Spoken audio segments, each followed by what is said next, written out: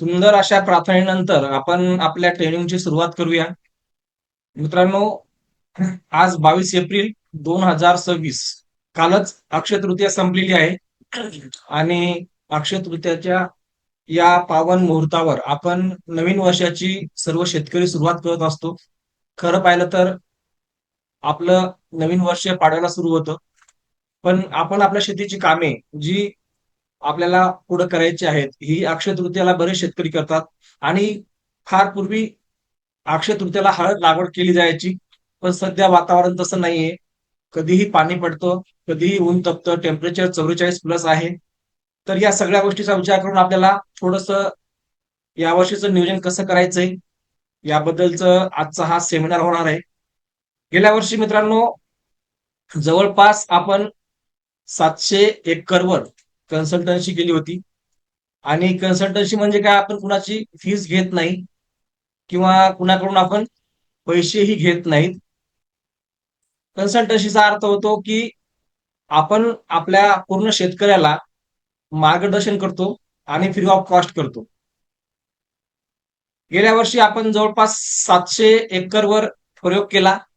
त्यापैकी 200 शेतकरी जवळपास 35 ते 40च्या दरम्यान आहेत आणि जवळपास 50 शेतकरी असे आहेत की जे 40 प्लस ते हायएस्ट आपला 50 पर्यंत आहे. गेल्या वर्षीच्या तुलनेत आपण यावर्षी आणखीन काही अपडेट यामध्ये आणलेले आहेत. दरवर्षी आपण नवीन नवीन अभ्यास करून यावर्षी आपल्याला काय चांगलं करता येईल, अगदी प्रयोग करून आपण गेल्या वर्षी हा प्रयोग केल्यामुळे हा फायदा झाला. बघा, सर्वात मोठं जर विद्यापीठ कोणतं असेल तर ते शेतकरी आहेत. आणि मी जर शिकलो असेल तर मी माझ्या शेतकऱ्याकडून शिकलोय. बरोबर आहे. कारण शेतकरी जे प्रयोग करतात आणि त्याचा अनुभव जेव्हा सांगतात तेव्हा काहीतरी वेगळं त्यांच्याकडे शिकायचं असतं आणि त्या शिकण्यामधून मी एवढा झालेला आहे. फार काही मोठा नाहीये, तुमच्या तुलनेत खूप लहान आहे. पण जेवढं मला येतं, जेवढं मला समजतं तेवढं मी सांगण्याचा प्रयत्न करतो आणि ईश्वराची कृपा म्हणा किंवा काय मला माहित नाही, पण माझ्या हाताला यश येत राहिलंय. आज जवळपास 700 पैकी एकही शेतकरी नाराज नाही. ज्यानं आपलं नियोजन तंतोतंत केलं तो 100% सक्सेस आहे. ज्यांनी चुकवलं तो गेला. मग मी काय ब्रह्मदेव नाही.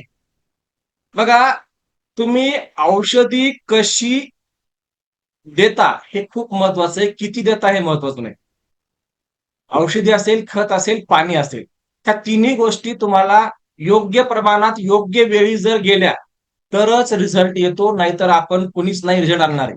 आता बरेच जण मला प्रश्न विचारतात, सर तुमच्या नियोजन आम्ही केल्यावर आम्हाला रिझल्ट किती येईल?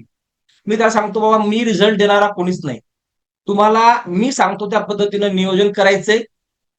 त्या पद्धतीनं नियोजन केल्यावर 40 प्लस रिझल्ट येतो, हे मी तुम्हाला छाती ठोकपणे सांगतो. गेल्या 7 वर्षापासून मी हे काम करत आहे आणि दरवर्षी मी स्वतःला अपडेट करत आहे. जसं ऍपल दरवर्षी स्वतःला अपडेट करतो की यावर्षी आपण असं केल्यामुळं हा फायदा झाला, यावर्षी हे केल्यामुळं हा फायदा झाला.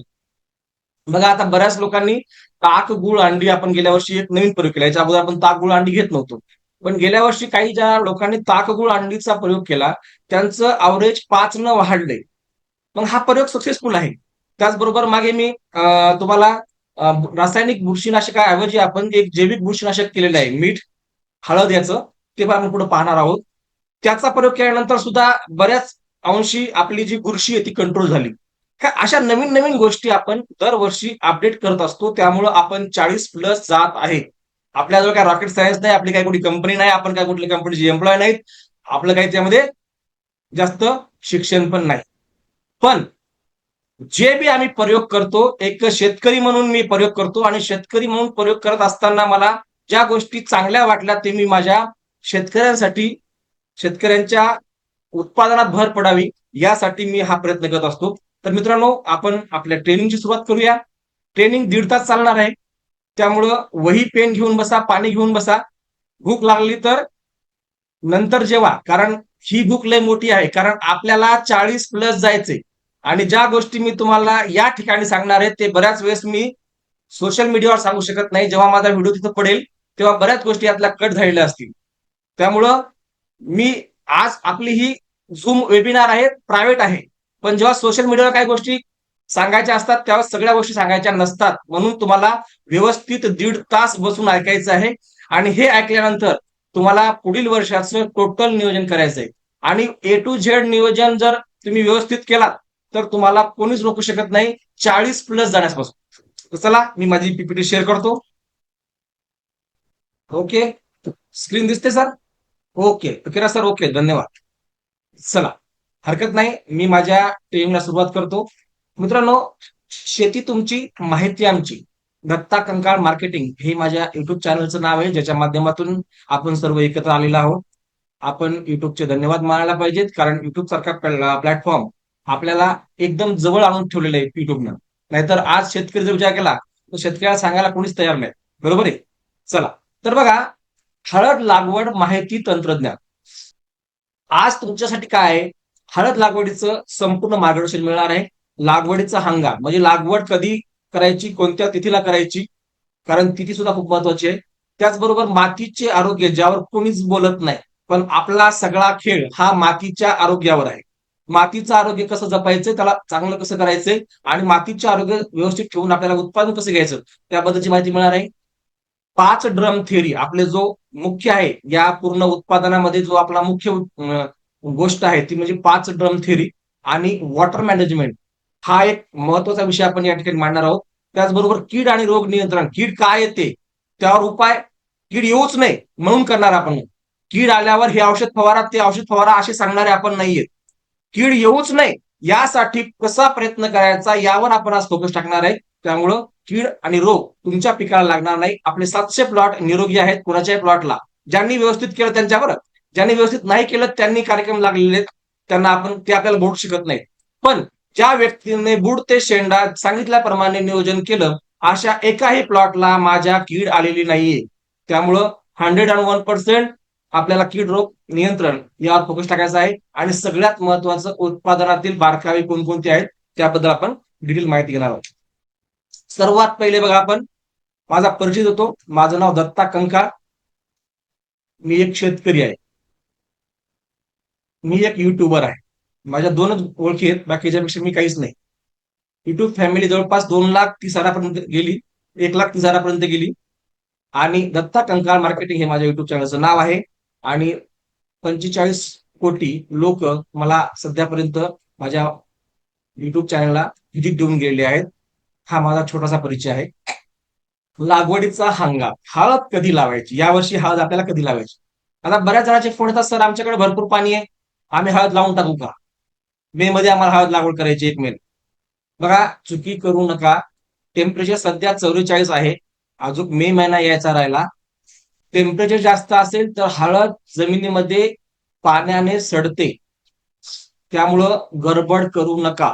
आणि जर तुम्ही ट्रॅक्टरनं लावत असाल आणि खूप जर खोल गेली तर आणखीन सडण्याची चान्सेस जास्त आहेत. त्यामुळं यावर्षी पाण्याचा हंगाम म्हणजे जूनमध्ये कम्प्लीट पाणी कमी आहे, जुलैमध्ये थोडंसं जास्त आहे, ऑगस्टमध्ये अतिवृष्टी आहे आणि सप्टेंबरमध्ये वादळी वाऱ्यासह पाणी आहे. तो कधी पडेल, अवकाळी कधी पडेल काही सांगता येत नाही. म्हणजे यावर्षी पाण्याचं चित्र थोडं विचित्र आहे. त्यामुळं लागवड आपण कधी करायची? जून महिन्याच्या 1 तारखेला सगळ्यांनी लागवड करायची हे डोक्यात ठेवा. मे मध्ये लागवड करायच्या भानगडीत पडू नका, कदाचित पाणी कमी पडण्याची शक्यता आहे. जेव्हा असं होते म्हणजे ज्या वर्षी पाणी कमी पडणार असतं त्या वर्षी पाण्याच्या पण पातळ्या कमी होत असतात. त्यामुळं थोडंसं रिस्क घेऊ नका. आपल्याला भरपूर वेळ आहे, 1 मे आपल्याला लागवड करायची आहे. आता बघा, शुभ दिवस, याच्यामध्ये शुभ आणि अशुभाचा गेल्या वर्षी काही आम्हाला फटके बसलेत. माझ्या शेतामध्ये 4 ओळी ह्या शेवटी बेनं कमी पडलं म्हणून 4 दिवसानंतर लावल्या गेल्या. तर त्या 4 ओळीला मला उत्पादन कमी आलं आणि तिथं काही प्रमाणात चांगलं शेत असून सुद्धा एक ओळ पूर्ण कंदसडीनं गेली. असं नाही की बाबा माझ्या शेतामध्ये कंदसडी येत नाही, काय आपण ब्रह्म देऊ नाहीत.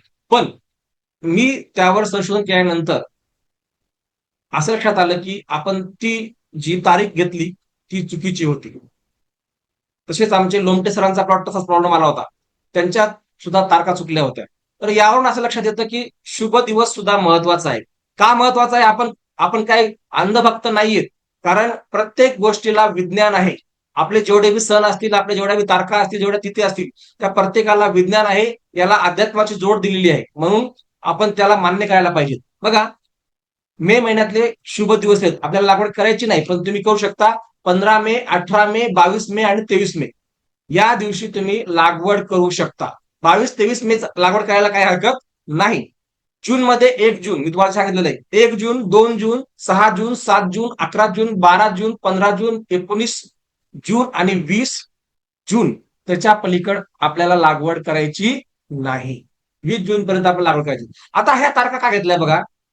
चंद्रस्थिती जी असते, चंद्राचं जे बळ असतं, हे चंद्राचं जे आकर्षण आहे, त्यावरून आपण ह्या तारखा घेतलेल्या आहेत. त्यामध्ये द्वितीय आहे, तृतीय आहे, पंचमी आहे, सप्तमी आहे, दशमी आहे आणि त्रयोदशी आहे. या तारखेला लागवड जर केली तर लवकर उगवण शक्ती होते आणि झाडाची मजबूती चांगली येते. त्यामुळं आपल्याला या तारखेला लागवड करायची आहे. आता बेडची तयारी, बेड कशी पाडायची. आता तुमची नागरटी झालेली आहे तर आपण बोलणार नाही. नागरटी कशी करायची हे सगळ्यांना माहित आहे. 6 इंच पेक्षा जास्त खोल नागरटी नको. जास्त खोल नागरटी केली तर बॅक्टेरियल कॉलनी दबल्या जाते. त्यामुळे आपल्याला त्यावर बोलायचं नाही. आता बघा, बेडची तयारी.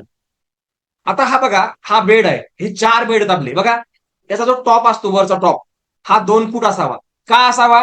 कारण आपले जे 2 लाईनी आहेत, त्या 2 लाईनी त्या 1 फुटाच्या आहेत. त्यामुळे एकूण अर्धा फूट, एकूण अर्धा फूट आणि मधात 1 फूट अशी बेडवरची जागा असावी.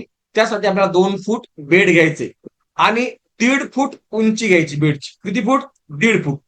पण ज्यांची जमीन काळी आहे, जिथं पाणी जास्त साचते, अशाने 2 फूट उंच घ्यायला हवं. आणि 2 बेड मधलं अंतर 4 फूट. आणि जर जमीन तुमची सर्वसाधारण असेल तर 4 फूट. आणि खूपच काळीची जमीन असेल, काळी कसदार जमीन असेल, उंच वाढत असेल तर 4.5 तुम्हाला अंतर घ्यायचं.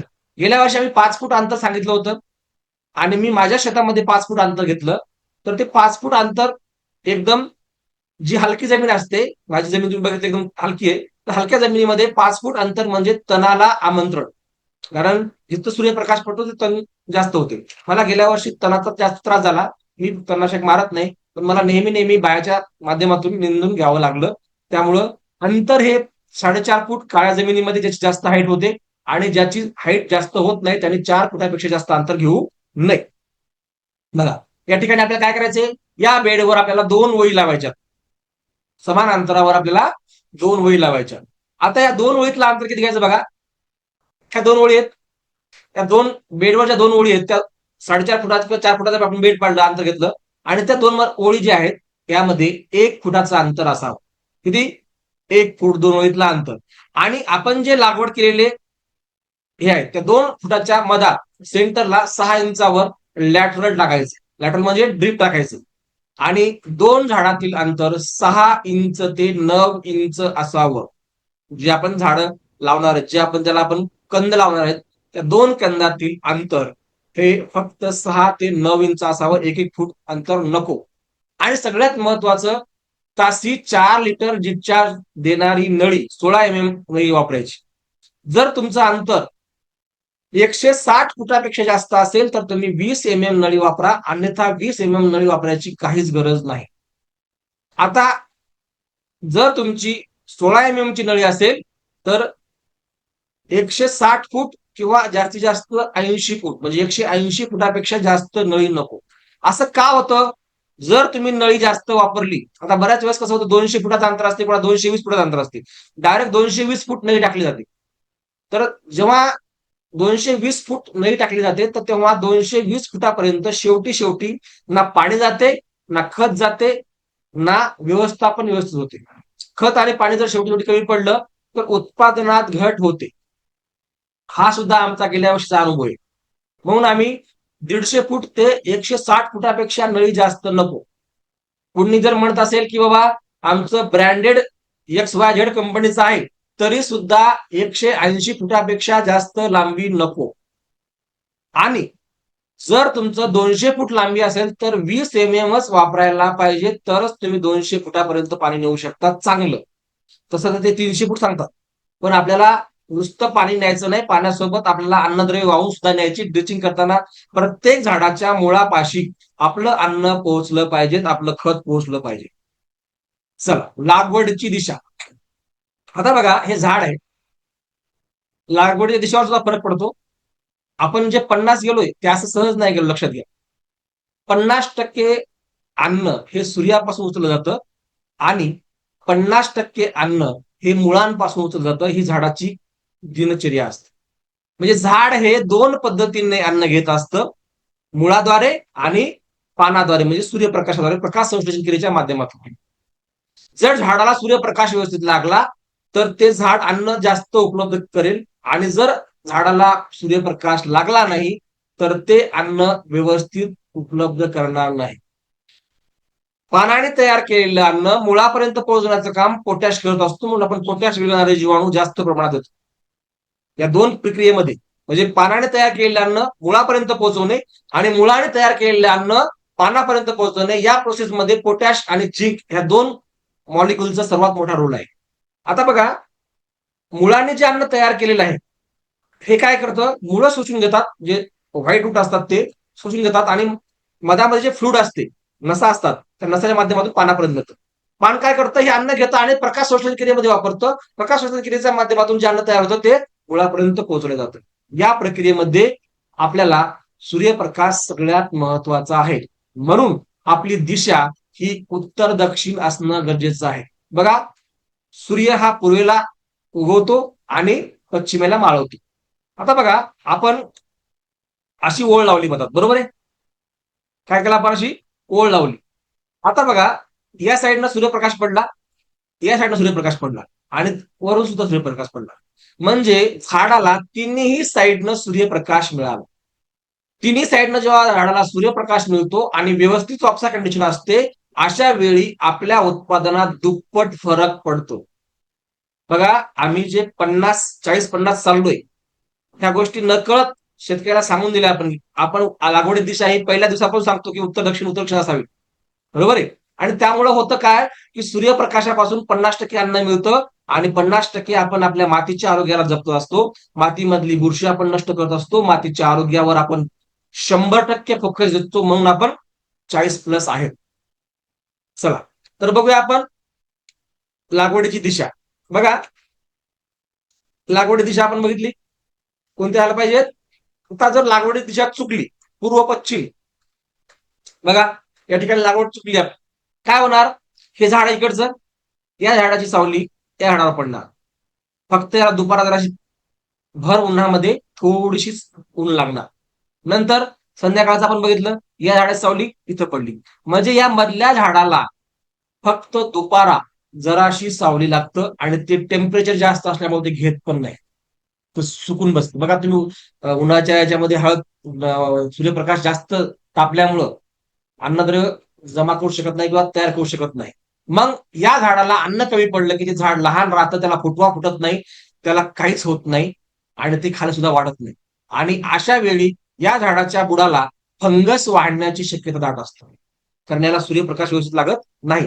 पण आपण मागच्या वेळीमध्ये बघितलं, दोन्ही साईडनं जर आपण सूर्यप्रकाश लागला तर 100% काय होतं, ते झाड 100% अन्न घेते. आता बऱ्याच वेळा तुम्ही सांगा, दोन ओळी असतात, मग इकडल्या ओळीचं इकडे जाणार नाही.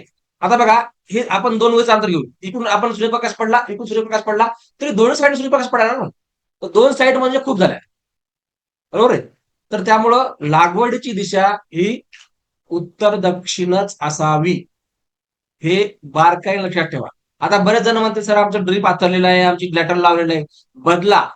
जर तुम्हाला एकरी 5 क्विंटल उत्पादन वाढलं तर 10च्या भावानं 50,000 रुपये होतात. त्या छड्या उपटून इकडे बाजूला लावायला 50,000 रुपये लागत नाहीत, पण ते कायम होते. आणि प्रत्येक पिकाची दिशा ही उत्तर दक्षिणच करा. तुमच्या शेतामध्ये जर व्यवस्थित मॅनेजमेंट करत असाल तुम्ही, वॉटर मॅनेजमेंट, तर यामध्ये उत्तर दक्षिण अशीच लाईन अंतरा, त्यामुळं 100% उत्पादनात फरक पडतो. चला, आता बघूया योग्य जातीची निवड. जात कोणती निवडायला पाहिजे. आता बऱ्याच जणांचं म्हणणं आहे की जात ही निवडा ती निवडा. जातीमध्ये जास्त फरक पडत नाही, फक्त कर्क्युमिनचा फरक पडतो. त्यामध्ये आपण वेळ निवडताना सेलम जात जी रेग्युलर चालती ती प्रत्येकाने वापरायला पाहिजे, काही अडचण नाही. पण जर तुम्हाला एक्सपोर्ट करायची असेल तर सुदर्शना ही जात सगळ्यात बेस्ट आहे, कारण सुदर्शनाचं कर्क्युमिन जवळपास 5 ते 7 पर्यंत आहे. आणि कृष्णा सेलम हे आणि सेलम याचं जे कर्क्युमिन आहे, तर सेलमचं कर्क्युमिन 3 ते 4 येतं आणि कृष्णा सेलमचं 4 ते 5 येतं, एवढाच फरक आहे. बाकी वाहेगाव हळद ही आपल्यापेक्षा दुप्पट भावानं जाते, जे की आता आपले जे मयूर वर्बे आहेत त्यांच्याकडे ती लावली जाते. मी गेलो त्यांच्याकडे जाता 2 दिवसापूर्वी जवळपास 10-12 किटा नेऊन दिल्यात. त्यांची हळद मे मध्ये लागवड केली जाते आणि त्यांच्याकडे ते वातावरण तसं आहे, त्यामुळे ते मे 15 मेच्या नंतर लागवड करतात. त्याने अगोदरच किटा घेऊन टाकल्यात. आणि वाहेगाव हळद याचं जे सध्याचं रेट आहे, आता आपलं 15 चालू आहे, त्याचं गेल्या वेळेस 24-25चा भाव होता. म्हणजे वाहेगाव हळद ही लवकर येणारी 7 महिन्याची व्हरायटी आहे, ती सुद्धा तुम्ही लावू शकता. त्याचबरोबर फुले हरिद्रा कसबे डिग्रस या वाणाचं संशोधन केलेलं आहे यांनी, कसबे डिग्रस यांनी, जे आपलं हळद संशोधन केंद्र आहे. फुले हरिद्रा त्यांच्याकडे त्याचं बेणं पण उपलब्ध आहे. तर त्यानंतर लॅकाडॉ, जे आता आपले वसमतला हे झालेलं आहे, हळद संशोधन केंद्र झालेलं आहे, त्यांच्याकडे सुद्धा याचं बेणं होतं, पण आता आहे का नाही सांगता येत नाही. लॅकाडॉन व्हरायटी ही मेघालयातली व्हरायटी आहे, जी की एक्सपोर्टसाठी सगळ्यात चांगली. याचं कारण की 7+ कर्क्युमिन आहे. याचं कर्क्युमिन चांगलं जर व्यवस्थापन असेल आणि सेंद्रिय पदार्थाचा वापर जास्त केला असेल तर 12 पर्यंत जाते, असं याचं एवढ्या या व्हरायटीचं एक वैशिष्ट्य आहे. लॅकाडॉंगची मी 2-3 क्विंटल यावर्षी आणलेली आहे. फक्त लॅकाडॉंग व्हरायटीला सावलीमध्ये उगवावं लागतं, म्हणजे थोडंफार ऊन थोडंफार सावली अशी पाहिजे. त्यामुळे थोडंसं रिक्शी आहे, कारण ती थंड ठिकाण हवेचं जे ठिकाण आहे मेघालय, त्या ठिकाणाहून आणलेली आहे. चला, बेणं संपलं. आता बेणं कसं निवडायचं, सगळ्यात मोठा प्रश्न आहे. गड्डा, कांडी लावायची का गड्डा लावायचा? बघा, दोन गोष्टी आहेत. तुम्ही जर गड्डा म्हणजे जेठा गड्डा जो असतो तो जर व्यवस्थित साठवून ठेवत असाल तर गड्डा लावायला हरकत नाही. पण साठवणूक करताना बरेचसे प्रॉब्लेम येतात, त्यामुळं जेठा गड्डा ठेवताना थोडीशी रिक्स आहे, पण उत्पादन दोन्हीसारखंच काही फरक पडत नाही. 30 ग्राम 40 ग्राम वजनाचा तुम्ही काढी ठेवू शकता. निरोगी प्लॉट पहा, ज्या प्लॉटमध्ये पहिले बुरशी नव्हती, कारण त्याच्या बुरशी असेल तर पुन्हा डबल बुरशी येऊ शकते आणि आपल्याला प्लॉट डेव्हलप करायला त्रास होऊ शकतो. एकरी 10 क्विंटल बेणं घ्या जर तुम्ही शेंग घेत असाल तर, आणि जर जेठा गड्डा घेत असाल तुम्ही मोठा, तर 12 क्विंटल 13 क्विंटल पर्यंत लागते.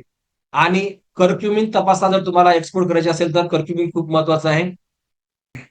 आता कंदामधील कर्क्युमिन कसं बघायचंय बघा, जेव्हा तुम्ही बेणं निवडता त्यावेळेस हे जे मधलं कर्क्युमिन आहे त्याला कर्क्युमिन म्हणायचं. हा जो गाभा आहे तो जितका मोठा असेल तितका चांगला, ते बेणं चांगलं.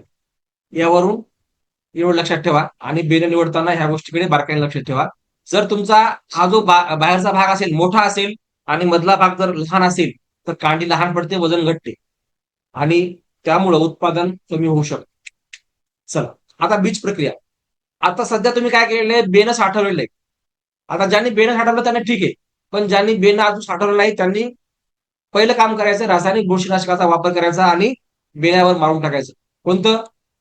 कार्बन डेन्झाईम, मेन्कोजेब, हे दोनचं कॉम्बिनेशन असलेलं पावडर तुम्ही एक तर ओलं करून स्प्रे मारू शकता, किंवा तुम्हाला वाटलं की बाबा बेणं बुडवून त्याच्यामध्ये आपल्याला डबल हे करायचंय, बेणं बुडवायचं आणि थोडंसं उन्हामध्ये वाळू घालायचंय आणि 20 मिनिटांमध्ये भिजून ते सावलीत वाळू घालू शकता.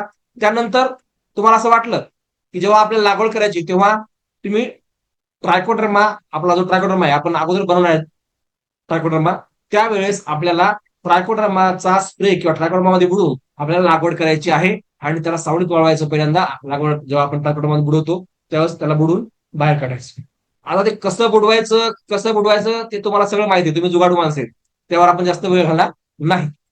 महत्वाच्या मुद्द्याकडे आपल्याला लक्ष देणं गरजेचं. सगळ्यात महत्वाचं, शेणखत कुजवणे का गरजेचे आहे. आता बघा, गेल्या वर्षी आमचा अनुभव आहे, ज्याने शेणखत कुजवलं नाही काय होते माहिती का, आता आपण शेणखत कुजवायला एका टॉलला 900 रुपये खर्च येतो, बरोबर आहे. पण तो 900 रुपये जर तुम्ही नाही खर्च केले तर पुढं तुम्हाला 9,000 रुपये खर्च करावा लागतो. कारण जर एकदा बुरशी लागायला सुरुवात झाली की मग कंकाळ सर काहीच करू शकत नाहीत, मग तुम्हाला जावं लागते रासायनिक कृषी केंद्रावर, आणि मग तिथून तुम्हाला भारी भारीचे औषध मारणार, जे सांगतो मी तुम्हाला, मग तिथे तुमचा खर्च वाढतो. त्यामुळे तुम्हाला खर्च वाढू नये आपल्या हळदीला कंदसड होऊ नये यासाठी अर्धवट कुजलेलं शेणखत जर शेतामध्ये टाकलं तर हे शेतीसाठी विष आहे. हे आपलं खत 100% जमिनीचा पोत, जमिनीमध्ये असलेल्या बुरश्या, जमिनीमध्ये असलेली हुमणी आळी ह्या सगळ्याला जन्म देते. त्यामुळं अर्धवट कुजलेलं शेणखत हे शेतीसाठी विष आहे, हे डोक्यात ठेवा. जमिनीचा पोत जर तुम्हाला सुधारायचा असेल तर 100% कुजून शेत टाकायचंय, सॉरी खत टाकायचंय. जमिनीची कार्बन लेवल वाढवायची असेल तर तुम्हाला 100% कुजवणं गरजेचं आहे. त्याचबरोबर हुमणी आळी तुम्हाला येऊ द्यायची नसेल तर तुम्हाला कुजवणं कंपल्सरी आहे. आणि कुजवल्यावर बुरशी पण लागत नाही आणि हानिकारक कीटक तयार होत नाही. त्यामुळं 100% कुजवल्याशिवाय लावू नका. आता आपल्याकडे कंप्लीट आज 22 तारीख आहे, 8 दिवसामध्ये ते तयार होतं. तुम्ही 1 मेला जरी तुम्ही शेणखत कुजवायला टाकलं आणि तुम्ही जर 1 जूनला लागवड केली आणि नंतर तुम्ही सेकंड डोजला जर टाकलं खत तरी चालते. म्हणजे तुम्ही 2 महिन्यात खत टाकलं आणखी तरीही चालते, पण बिना कुजलेलं शेणखत टाकू नका. आता पिकाचे वय आणि पिकाच्या अवस्था. आता बघा, आपण जे हळद लागवड करायलो त्याच्या 5 अवस्था आहेत. हळदीच्या किंवा कुठल्या पिकाच्या 5 अवस्था असतात, डिवायडेड बाय त्याचं वय असते. म्हणजे समजा तुम्ही जर एखादं पीक 1 महिन्याचं असेल तर भागिले 5 करावं लागतं. तर आपलं आहे 9 महिन्याचं. 9 महिन्याचं जर 9 भागिले 5 केलं तर 55 दिवस. या 55 दिवसामध्ये 1 अवस्था पूर्ण होते. पहिली अवस्था, दुसरी अवस्था 55 ते 110 दिवसाची आहे. तिसरी अवस्था जी आहे ही 110 ते 165 दिवसाची आहे आणि चौथी अवस्था 165 ते 220 दिवसाची आहे आणि पाचवी अवस्था 220 ते 275 दिवसाची अवस्था आहे. आता बघा, या 5 अवस्थेमध्ये प्रत्येक पिकाच्या 5 अवस्थेमध्ये पहिल्या 2 अवस्था उत्पादनक्षम असतात. म्हणजे तुम्हाला जर हायेस्ट उत्पादन घ्यायचं असेल तर पहिल्या 2 अवस्थेमध्ये व्यवस्थित अन्नद्रव्य व्यवस्थापन झालंच पाहिजे. हळदीच्या बाबतीत असं होतंय की आम्ही बऱ्याच ठिकाणी बघतो की पहिले 2 महिने हळदीचं नावच नसते. हळद एकदा पेरून टाकली की ती वर येईपर्यंत, त्यामध्ये तणकट होईपर्यंत तिच्यात कोणी जात नाही. बघा, पहिल्या 2 अवस्थेमध्ये फुटव्यांची संख्या खूप मॅटर करते. पहिल्या 21 दिवसामध्ये उगवण शक्ती झाली तरच समजायचं की तुमची जमीन ही निरोगी आहे. जर 21 दिवसामध्ये हळद उगवत नसेल तर समजायचं जमिनीमध्ये प्रॉब्लेम आहे, आपण 40+ जाऊ शकत नाही. त्यासाठी मला तुम्ही सूचना करा की सर माझ्या हळदीला 21 दिवस झाले पण आणखीन एकही कोंब दिसला नाही. दुसरी गोष्ट, तुम्ही जर ट्रॅक्टर लावत असाल तर 21व्या दिवशी हळद निघत नाही, तिला 45 दिवस लागतात. त्यामुळं ट्रॅक्टरनं खोल पडते. ट्रॅक्टरनं पेराच्या भानगडीत पडू नका. 1 दिवस लागत असेल तर 2 दिवस लागू द्या, पण महिलांच्या माध्यमातून, मजुराच्या माध्यमातूनच तुम्ही हळद लागवड करा. कारण ट्रॅक्टर व्हायला तुमच्या हळदीशी काही घेणं देणं नाही. त्याला फक्त गुत्त घेतलेलं आहे, तुमची 1 हळद लावून द्यायची, संपला विषय. त्याचे 4-5 हजार रुपये जे काय असतील ते घ्यायचे पकलेत. पण आपल्याला उत्पादन काढायचं असेल तर ट्रॅक्टरनं हळद लागवड करू नका, वेळ लागू द्या. आपल्याला असं समजा 1 जूनला लागवड करायची, 1 जून ते 6 जून करा, काही अडचण नाही. 6 दिवस हळद लागू द्या. जर मजूर नाही भेटले तर दोघंच नवरा बायको लावा, पण स्वतः लावा. त्याचं कारण काय की लागवड केल्यानंतर कंद जर जास्त खोल पडला तर त्याचा एकच कोंब वर येतो, बाकीचे उपकोंब वर येऊसर ते करपून जातात. कारण जवळपास आमचा अनुभव 1 इंच म्हणजे 9 इंच 10 इंच खोल ती हळद पडते. 10 इंचापर्यंत कोंब वर येऊच शकत नाही. त्याला खूप स्ट्रॉंग जमीन लागते, तेवढ्या जमिनी स्ट्रॉंग नाहीत. त्यामुळं आपल्याला नेमकीच हळद झाकली पाहिजे. वर 4 बोट त्याच्या माती असली पाहिजे, 6 बोट माती असली तरी खूप चांगलं. पण जास्त खोल माती लावून जास्त खोल करू नका. आता बघा, 2 अवस्था कोणती, पहिली अवस्था आणि दुसरी अवस्था. तुम्हाला जर हायेस्ट उत्पादन घ्यायचं असेल तर पहिल्या 2 अवस्थेमध्ये एवढं लक्ष द्या, एवढं लक्ष द्या की 2 अवस्थेमध्ये तुम्ही तिसऱ्या अवस्थेमध्ये तुमच्या फुटव्याची संख्या ही 5+ असली पाहिजे. एवढं त्याचं लक्ष द्या. बघा, तुमचं उत्पादन हे तुमच्या फुटव्यावर असतं, तुमच्या अन्नद्रव्य व्यवस्थापन असतं. आणि पहिल्या 3 महिन्यामध्ये जसं आपण आईच्या गर्भावस्थेमध्ये आपण पहिले 3 महिने खूप सेन्सिटिव्ह असतात. हळद सुद्धा आपल्यासारखंच आहे, 9 महिन्याचंच पीक आहे हे सुद्धा. आणि पहिले 3 महिने गर्भावस्थेमध्ये खूप जपावं लागतं. त्याच पद्धतीनं हळदीला पहिले 3 महिने अति सेन्सिटिव्ह असतात. आणि या अवस्थेमध्ये जर तुम्ही पानाची रुंदी, फुटव्यांची संख्या, बुंद्याची जाडी ह्या गोष्टीकडे बारकाईने लक्ष दिलं तर 100% 40+ येतो. हा आमचा अनुभव आहे. आता बघूया आपण दुसरं काम काय महत्वाचं. बघा, आपण आपल्या हळदीमध्ये ह्याच्या पहिल्या 2 अवस्था आहेत. त्या 2 अवस्थेमध्ये आपण भर लावण्याचं काम करत असतो, तण नियंत्रण करण्याचं काम करत असतो. पण 90 दिवसानंतर भर घालणे बंद करायचे. जास्तीत जास्त 110 दिवस खूप झाले. तणकड झाला असेल तर बेडच्या मध्ये तुम्ही फक्त ते छोटं डवरं असते ते हाणू शकता. पण बेडच्या साईडला किंवा खूप जवळ जवळून हे मोठं जे यंत्र आहे, ज्याला तुम्ही फकडी म्हणता किंवा कोणी काय म्हणतं मला माहित नाही, पण हे जे यंत्र तुम्हाला दिसतंय हे यंत्र चालवायचं नाही 90 ते 110 दिवसानंतर. याचं कारण काय, की मुळी तुटते, हे घासलं जाते, कंदाला जखम करते. साईडनं घासलं, कंद निघले बाहेर, कंदाला जखम करते. कंदाला जखम नाही केली तरी मुळी जो मायक्रोरायझा असतो तो घासून मरून जातो. त्यामुळं आपण जे मायक्रोरायझा तयार केलेला असतो तो मायक्रोरायझा डिस्टर्ब होतो. आणि त्यामुळं आपल्याला 90 दिवसानंतर कुठल्याही कंदाला इजा होऊ नये किंवा आपला पेड तुटू नये यासाठी आपल्याला 90 दिवसानंतर हे यंत्र मधात घालायचं नाही. जर तुम्ही, बरेच जण ऑक्टोबर हीटमध्ये हे यंत्र घालतात त्यावेळेस तुम्हाला 100% वरून हीट असते आणि तुम्ही मुळ्या तोडता त्यावेळेस करपा वाढतो. म्हणजे अन्नद्रव्याच्या कमतरतेमुळे पडणारा करपा या गोष्टीमुळे होतो. त्यामुळं आपल्याला ह्या बारकाव्याच्या ज्या गोष्टी आहेत त्या करायच्या नाही. बघा, एवढं सखोल डीप का सांगतो मी, आपल्याला 50+ सगळ्याला घेऊन जायचंय. आपलं टार्गेट आहे की माझ्याकडे आलेला प्रत्येक शेतकरी 50 क्विंटल प्रति एकर त्यानं घ्यावं, हे माझं टार्गेट आहे. याच्यामध्ये तुम्ही मला सहकार्य किती करता हे खूप महत्वाचं आहे. कारण मी एकटा उड्या मारून काय फायदा नाही, तुम्हाला पण त्यासोबत द्यायचं आहे. चला, आता दुसरी जी अवस्था आहे ती म्हणजे फवारणी. पहिल्या 2 अवस्थेमध्ये आपल्याला फुटव्याची संख्या जास्त येण्यासाठी आपल्या शेड्यूलमध्ये ह्या सगळ्या फवारण्याच्या, आपण कोणते औषध घ्यायचे, कोणते हार्मोन्स घ्यायचे, जमिनीतून काय द्यायचं, आळवणीमध्ये काय द्यायचं, ह्या सगळ्या गोष्टी आपण घेतलेल्या आहेत. पण आपण 110 दिवसानंतर कुठलीच फवारणी करायची नाही. आपल्या ज्या 6 फवारण्या आपल्या किटमध्ये आहेत त्या 6 फवारण्या आपण 110 दिवसाच्या आतच संपवल्या. 110 दिवसानंतर आपली कुठलीच फवारणी आपल्याला घ्यायची गरज पडत नाही. आणि 110 दिवस खूप महत्वाचे. बघा कसे महत्वाचे, बघा, माती लावणे. आता रासायनिक खत टाकलं, आपला डोस जो आहे रासायनिक खताचा तो डोस संपल्यानंतर लगेच आपल्याला माती लावायची आहे. आपलं जे रासायनिक खत आहे ते मातीच्या आड करायचं आहे. त्यामध्ये कसं, पहिली भरणी आपली 45 ते 50व्या दिवशी आहे, दुसरी भरणी 85 ते 90 दिवसानंतर आहे. त्यानंतर आपल्याला भरणी लावायची गरज नाही. पहिला बेसल डोस आपण पेडवर टाकणार आहेत, जो की सुरुवातीला आहे. दुसरा जो हप्ता आहे आपला खताचा, जो दुसरा डोस आहे तो आपण 45 ते 50व्या दिवशी टाकणार आहेत. आणि तिसरा जो डोस आहे तो 85 ते 90व्या दिवशी टाकणार आहोत रासायनिक खताचा. 90 दिवसानंतर आपल्याला माती लावायची नाहीये, 90 दिवसानंतर आपल्याला कुठलीही मशागत करायची नाहीये, 90 दिवसानंतर आपल्याला कुठलंही खत टाकायचं नाही, 90 दिवसानंतर कुठलंही फवारणी करायची नाही. म्हणजे फवारणी व्यवस्थापन आणि खत व्यवस्थापन आपल्याला पहिल्या 90 दिवसामध्ये संपवायचं आहे. आणि हे 90 दिवसच तुमचे उत्पादनक्षम आहेत. बाकीचं फक्त ग्रोथ आहे, म्हणजे बाकी तुम्हाला फक्त त्याची वाढ करायची आहे. आणि या 90 दिवसामध्ये जर तुम्ही व्यवस्थित टिकला आणि व्यवस्थित प्लॉट डेव्हलप झाला तर तुमचा प्लॉट 40+. चला, आता येऊया आपलं मिशन काय आहे यावर्षीचं.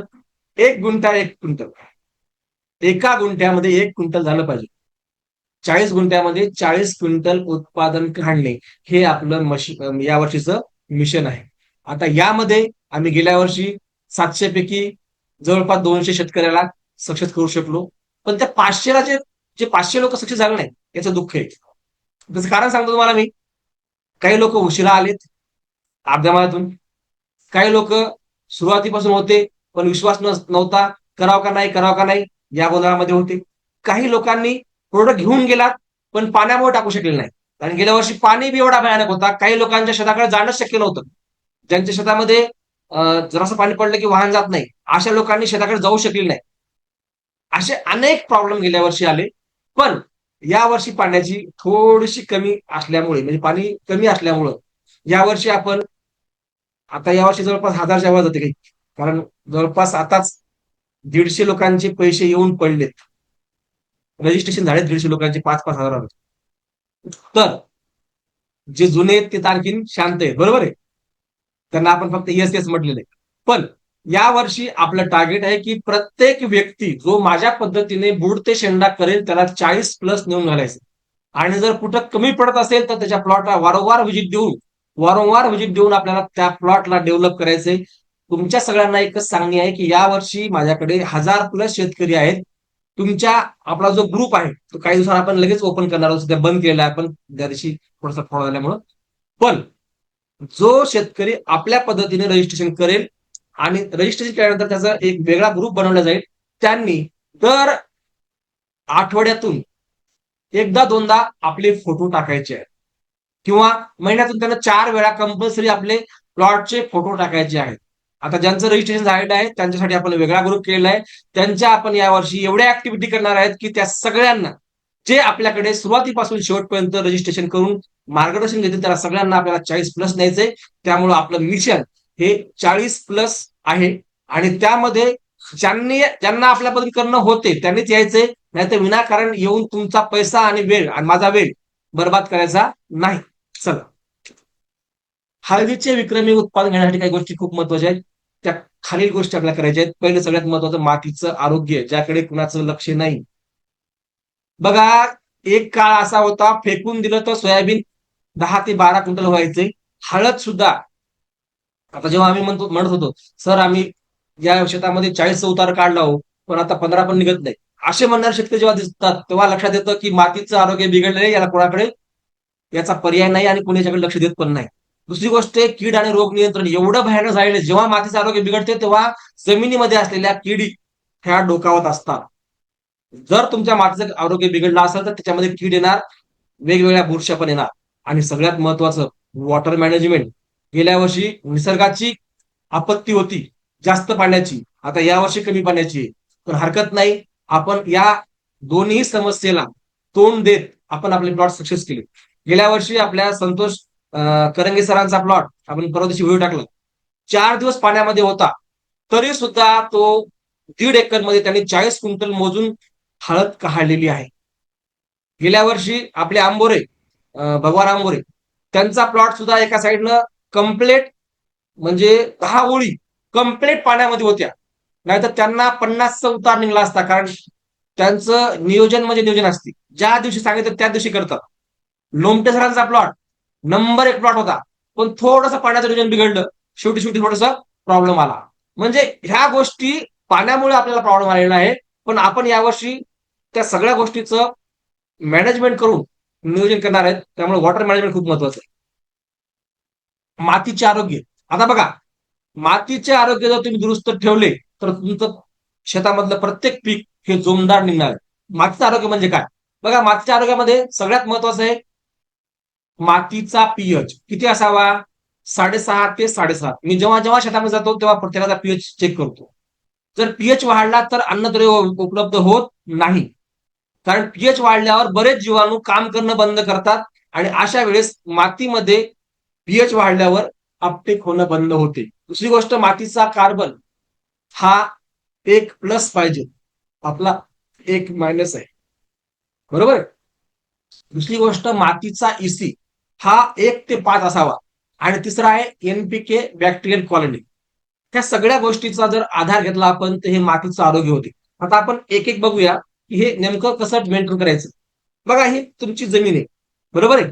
आता याच्यामध्ये 25% हवा खेळती असावी, 5% सेंद्रिय कर्ब असावा, आणि मिनरल मटेरियल जे आपल्याकडे असतं, ज्यामध्ये सगळे अन्नद्रव्य असतात, हे 45% असावं, आणि 25% पाणी असावं. म्हणजे 25% हवा आणि 25% पाणी, 5% ऑर्गॅनिक कार्बन सेंद्रिय कर्ब, आणि 45% मिनरल मटेरियल, या सगळ्यांनी मिळून आपल्या जमिनीचं आरोग्य बनत असतं. जसं आपल्या शरीरामध्ये एवढं एवढं रक्त असावं, एवढं मांस असावं, एवढं हड्डी असावी, जे काय असतं टेम्परेचर एवढं असावं, ब्लड ग्रुप एवढा असावा, ब्लड ग्रुप मध्ये हे असावं, जसं आपलं ठरलं असते त्याच पद्धतीनं मातीचं आरोग्य पण ठरलेलं असते. आता याच्यामध्ये सगळ्यात महत्वाचं आहे 5% ऑर्गॅनिक कार्बन. हा 5% ऑर्गॅनिक कार्बन ज्यावर सध्या तरी मला वाटतं कुणाचंच लक्ष नाही. या 45% जास्त खेळायत लोक. कोणत्या? हे खत टाका, ते औषध टाका, ती फवारणी करा, ही ड्रिचिंग करा, याच्यामध्ये सगळे फिरायले. बरोबर आहे. पण हा 45% फेल आहे. 25% हवा, 25% पाणी, 25% मिनरल. ह्या 95% जर 5% ऑर्गॅनिक कार्बन नसेल तर हे 95% फेल आहेत. हे काहीच करू शकत नाही. आता बघा, हे 5% कोणते महत्वाचे बघा.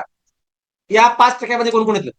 1% येतं बॅक्टेरियल कॉलनी, म्हणजे जीवाणूंची संख्या. यामध्ये बॅक्टेरिया आले, फंगस आले आणि डिकम्पोज बॅक्टेरिया सुद्धा आले. म्हणजे सगळ्या प्रकारचे बॅक्टेरिया हे 2% येतात. आता 1% येतात सेंद्रिय पदार्थ. कोणते कोणते? शेणखत, वर्मी कंपोस्ट, हिरवळीचे खत, कोंबडी खत, यासारखे वेगवेगळे सेंद्रिय खते हे येतात 1%. त्यानंतर वनस्पतीचे अवशेष, म्हणजे जे जमिनीवर पडलेला काडी कचरा आहे, पिकांचे अवशेष आहेत, मुळांचे अवशेष आहेत, झाडाची पानं, झाडाच्या काड्या, ह्या सगळ्या गोष्टी येतात 1%. आणि जैविक घटक, त्यामध्ये गांडूळ आले, कीटकाचे अवशेष आले आणि जीवाश्म ह्युमस आलं. त्या सगळ्यांचं मिळून 5% ऑर्गॅनिक कार्बन म्हणत असतो आणि हाच कमी झालेला आहे. म्हणून आज रोजी जमिनीमध्ये सड लागत आहे तुमच्या हळदीला. तुमच्या हळदी एकदम करपून गेल्या आहेत. 90% शेतकरी बोंबलत आहेत म्हणा किंवा ओरडत आहेत म्हणा की बाबा यावर्षी आमची हळद करपून गेली, यावर्षी आमची हळद स्कंद खडून गेली, यावर्षी. या गोष्टीकडे लक्ष द्या. आणि आपण जे 40+ 50 पर्यंत गेलो, 45+ गेलो, 50 पर्यंत गेलो, त्याचं कारण की या गोष्टीवर त्यांनी फोकस केलेले. या ऑर्गॅनिक कार्बनवर त्यांचं 100% लक्ष आहे. म्हणून मी म्हणतो की ड्रम आणा, ड्रम आणा. बरेच शेतकरी म्हणतात सर ड्रमचं काय काम आहे? ड्रमचं काम हेच आहे की हे जे 5% सगळी जे कॉलनी आहे, बॅक्टेरियल कॉलनी, सेंद्रिय पदार्थ, हे सगळं सगळं आपल्याला वाढवायचंय. आणि हे सगळे एकमेकावर अवलंबून आहेत. बॅक्टेरियल कॉलनी जर चांगली असेल तर फंगस वगैरे वाढत नाही. वनस्पतीचे अवशेष पुरले जातात. हे वनस्पतीचे अवशेष आहेत पण बॅक्टेरियल कॉलनी नाही, काही फायदा नाही. किंवा सेंद्रिय पदार्थ आहेत आणि तुमचं बॅक्टेरिया नाही, तरी फायदा नाही. किंवा बॅक्टेरिया आहे, सेंद्रिय पदार्थ आहे, सेंद्रिय पदार्थ वनस्पतीचे अवशेष नाहीत, काय फायदा नाही. किंवा जैविक घटक नाही, तुमचे गांडूळ नाही, कीटकाचे अवशेष नाही, जीवाश्म नाही, ह्युमस नाही, कसं होणार? नाही होणार. ह्या सगळ्या गोष्टी एकमेकावर डिपेंड आहेत आणि या सगळ्यांचं मिळून बनतं 5% ऑर्गॅनिक कार्बन, जो तुमचा 1 मायनस आहे, 1 मायनस आहे. बरोबर आहे. त्यामुळे तुमची पिकं पिकत नाही. आपण सर्वात जास्त जे डोकं लावतो या 5%वर लावतो. आपल्याकडे आपण तुमचं खत टाका नका टाकू काय महत्वाचं नाही, पण ह्या गोष्टीकडे आपण बारकाईने लक्ष देतो. त्यामुळं 101% आपण सक्सेस आहोत. चला, आता मातीमध्ये 25% हवा का महत्वाची? बघा, जर मातीमध्ये हवा खेळती राहिली नाही, तुम्ही जर सतत पाणी देत बसला तर ऑक्सिजन कमी पडतो. बरोबर आहे. मुळाचे शोषण होत नाही. सूक्ष्मजीव याला ऑक्सिजन लागतो. बरोबर आहे. त्याला ऑक्सिजन मिळत नाही आणि अन्नद्रव्याची उपलब्धता होत नाही. काय झालं? मुळं थांबले, त्याला ऑक्सिजन लागतो, मुळं थांबले. सूक्ष्म जीवाणू असतात, त्याला ऑक्सिजन लागतो, ते थांबले, म्हणजे अन्नद्रव्याची कमतरता पडणार. अन्नद्रव्याची कमतरता पडली की फुटवा फुटत नाही. फुटवा नाही फुटला की पान मोठं होत नाही. पान मोठं नाही झालं की प्रकाश संश्लेषण क्रियेचा वेग वाढत नाही. त्या सगळ्या गोष्टी एकमेकावर अवलंबून. त्यामुळं आपल्याला काही चुकवायचं नाही. दुसरी गोष्ट, ऑक्सिजन कमी पडला, मुळं सडतात. जी आपली व्हाईट रूट असतात त्याला जर ऑक्सिजन कमी पडला तर ते सडून जातात. मुळं सडले की कन्नसड, बुरशी वाढायला सुरुवात होते. त्याचबरोबर जीवाणू मरतात कारण ऑक्सिजन मिळत नाही. आणि सगळ्यात महत्वाचं, जर दोन्ही गोष्टी संपल्या की पिकाला अन्न मिळत नाही. त्यामुळं मातीमध्ये 25% हवा असावी, 100% पाणी नसावं, है ना. त्यामुळं मी नेहमी सांगतो की वापसा कंडिशन ठेवा, वापसा कंडिशन ठेवा, वापसा कंडिशन ठेवा. पण आपलं काय आहे? लाईट आली की मोटर सुरू, लाईट गेली की मोटर बंद. वापसा कंडिशनचं नावच नाही. सर, आता मातीमध्ये 25% पाणी. पाण्याचा रोल काय? पहिला रोल आहे की अन्नद्रव्याचे विघटन करणे. जे अन्नद्रव्य आपण टाकतो त्या अन्नद्रव्याचं विघटन करण्याचं काम हे पाणी करत असतं.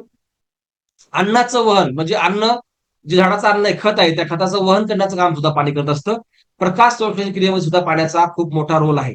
कारण प्रकाश संश्लेषण पानावर जे पान असतं त्या 5% पाणी हे सूर्यप्रकाशामुळे बाहेर पडत असतं.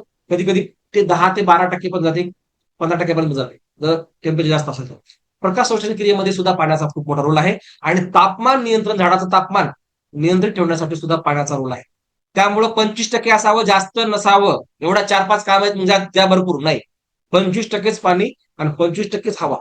ह्या दोन गोष्टी जर तुम्ही व्यवस्थित जपल्या तर तुमच्या हळदीला कीड लागत नाही, तुमच्या हळदीला कुठलाच रोग येत नाही, बुरशी येत नाही, हळद जोमानं वाढते. एकदा जोमानं वाढली की कोणताच रोग येत नाही, मग कुणाचीच गरज नाही पडत. त्यामुळं पाण्याकडे बारकाईने लक्ष देणं खूप गरजेचं आहे. आता जर पाणी कमी किंवा जास्त झालं काय होते? मुळं सडतात.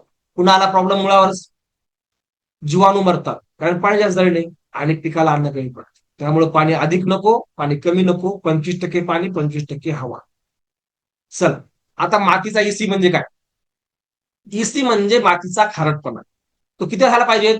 0.5 ते 1.5. अर्धा ते दीड इसी आपला खूप झाला. 2+ झाला इसी काय होते? कंद वाढ कमी होते, बारीक बारीक कंद, मोठा कंद मोठा होतो, बारीक कंद येतच नाही. इसी वाढला, खारटपणा वाढला. मुळांची वाढ कमी होते, इसी वाढला. आणि पाणी शोषण कमी होते, इसी वाढला. मला काय करायचं याला? अति रासायनिक खत. का वाढतो इसी? इसी म्हणजे मातीतला खारटपणा का वाढतो? सगळ्यात महत्वाचं रासायनिक खताचा बडीमार. यांनी 4 पोते टाकले, मी 5 पोते टाकतो, माझ्याकडे पैसा कमी आहे का नाही? बरेच जण शेतकरी म्हणतात, सर तुम्ही एखाद्यानं म्हटले बा मी एका एकर मध्ये गेल्या वर्षी एखाद्यानं 18 सिंगल सुपर फॉस्फेटचे बॅग टाकले. त्याला मी विचारलं, सर काका म्हणून तुम्ही एवढं कसं काय टाकलं? हा साहेब म्हणजे माझ्या शेजाऱ्याने 20 टाकल्या हो, मी तरी 18 टाकल्या. म्हणजे फक्त बराबरी करायचा है का नाही?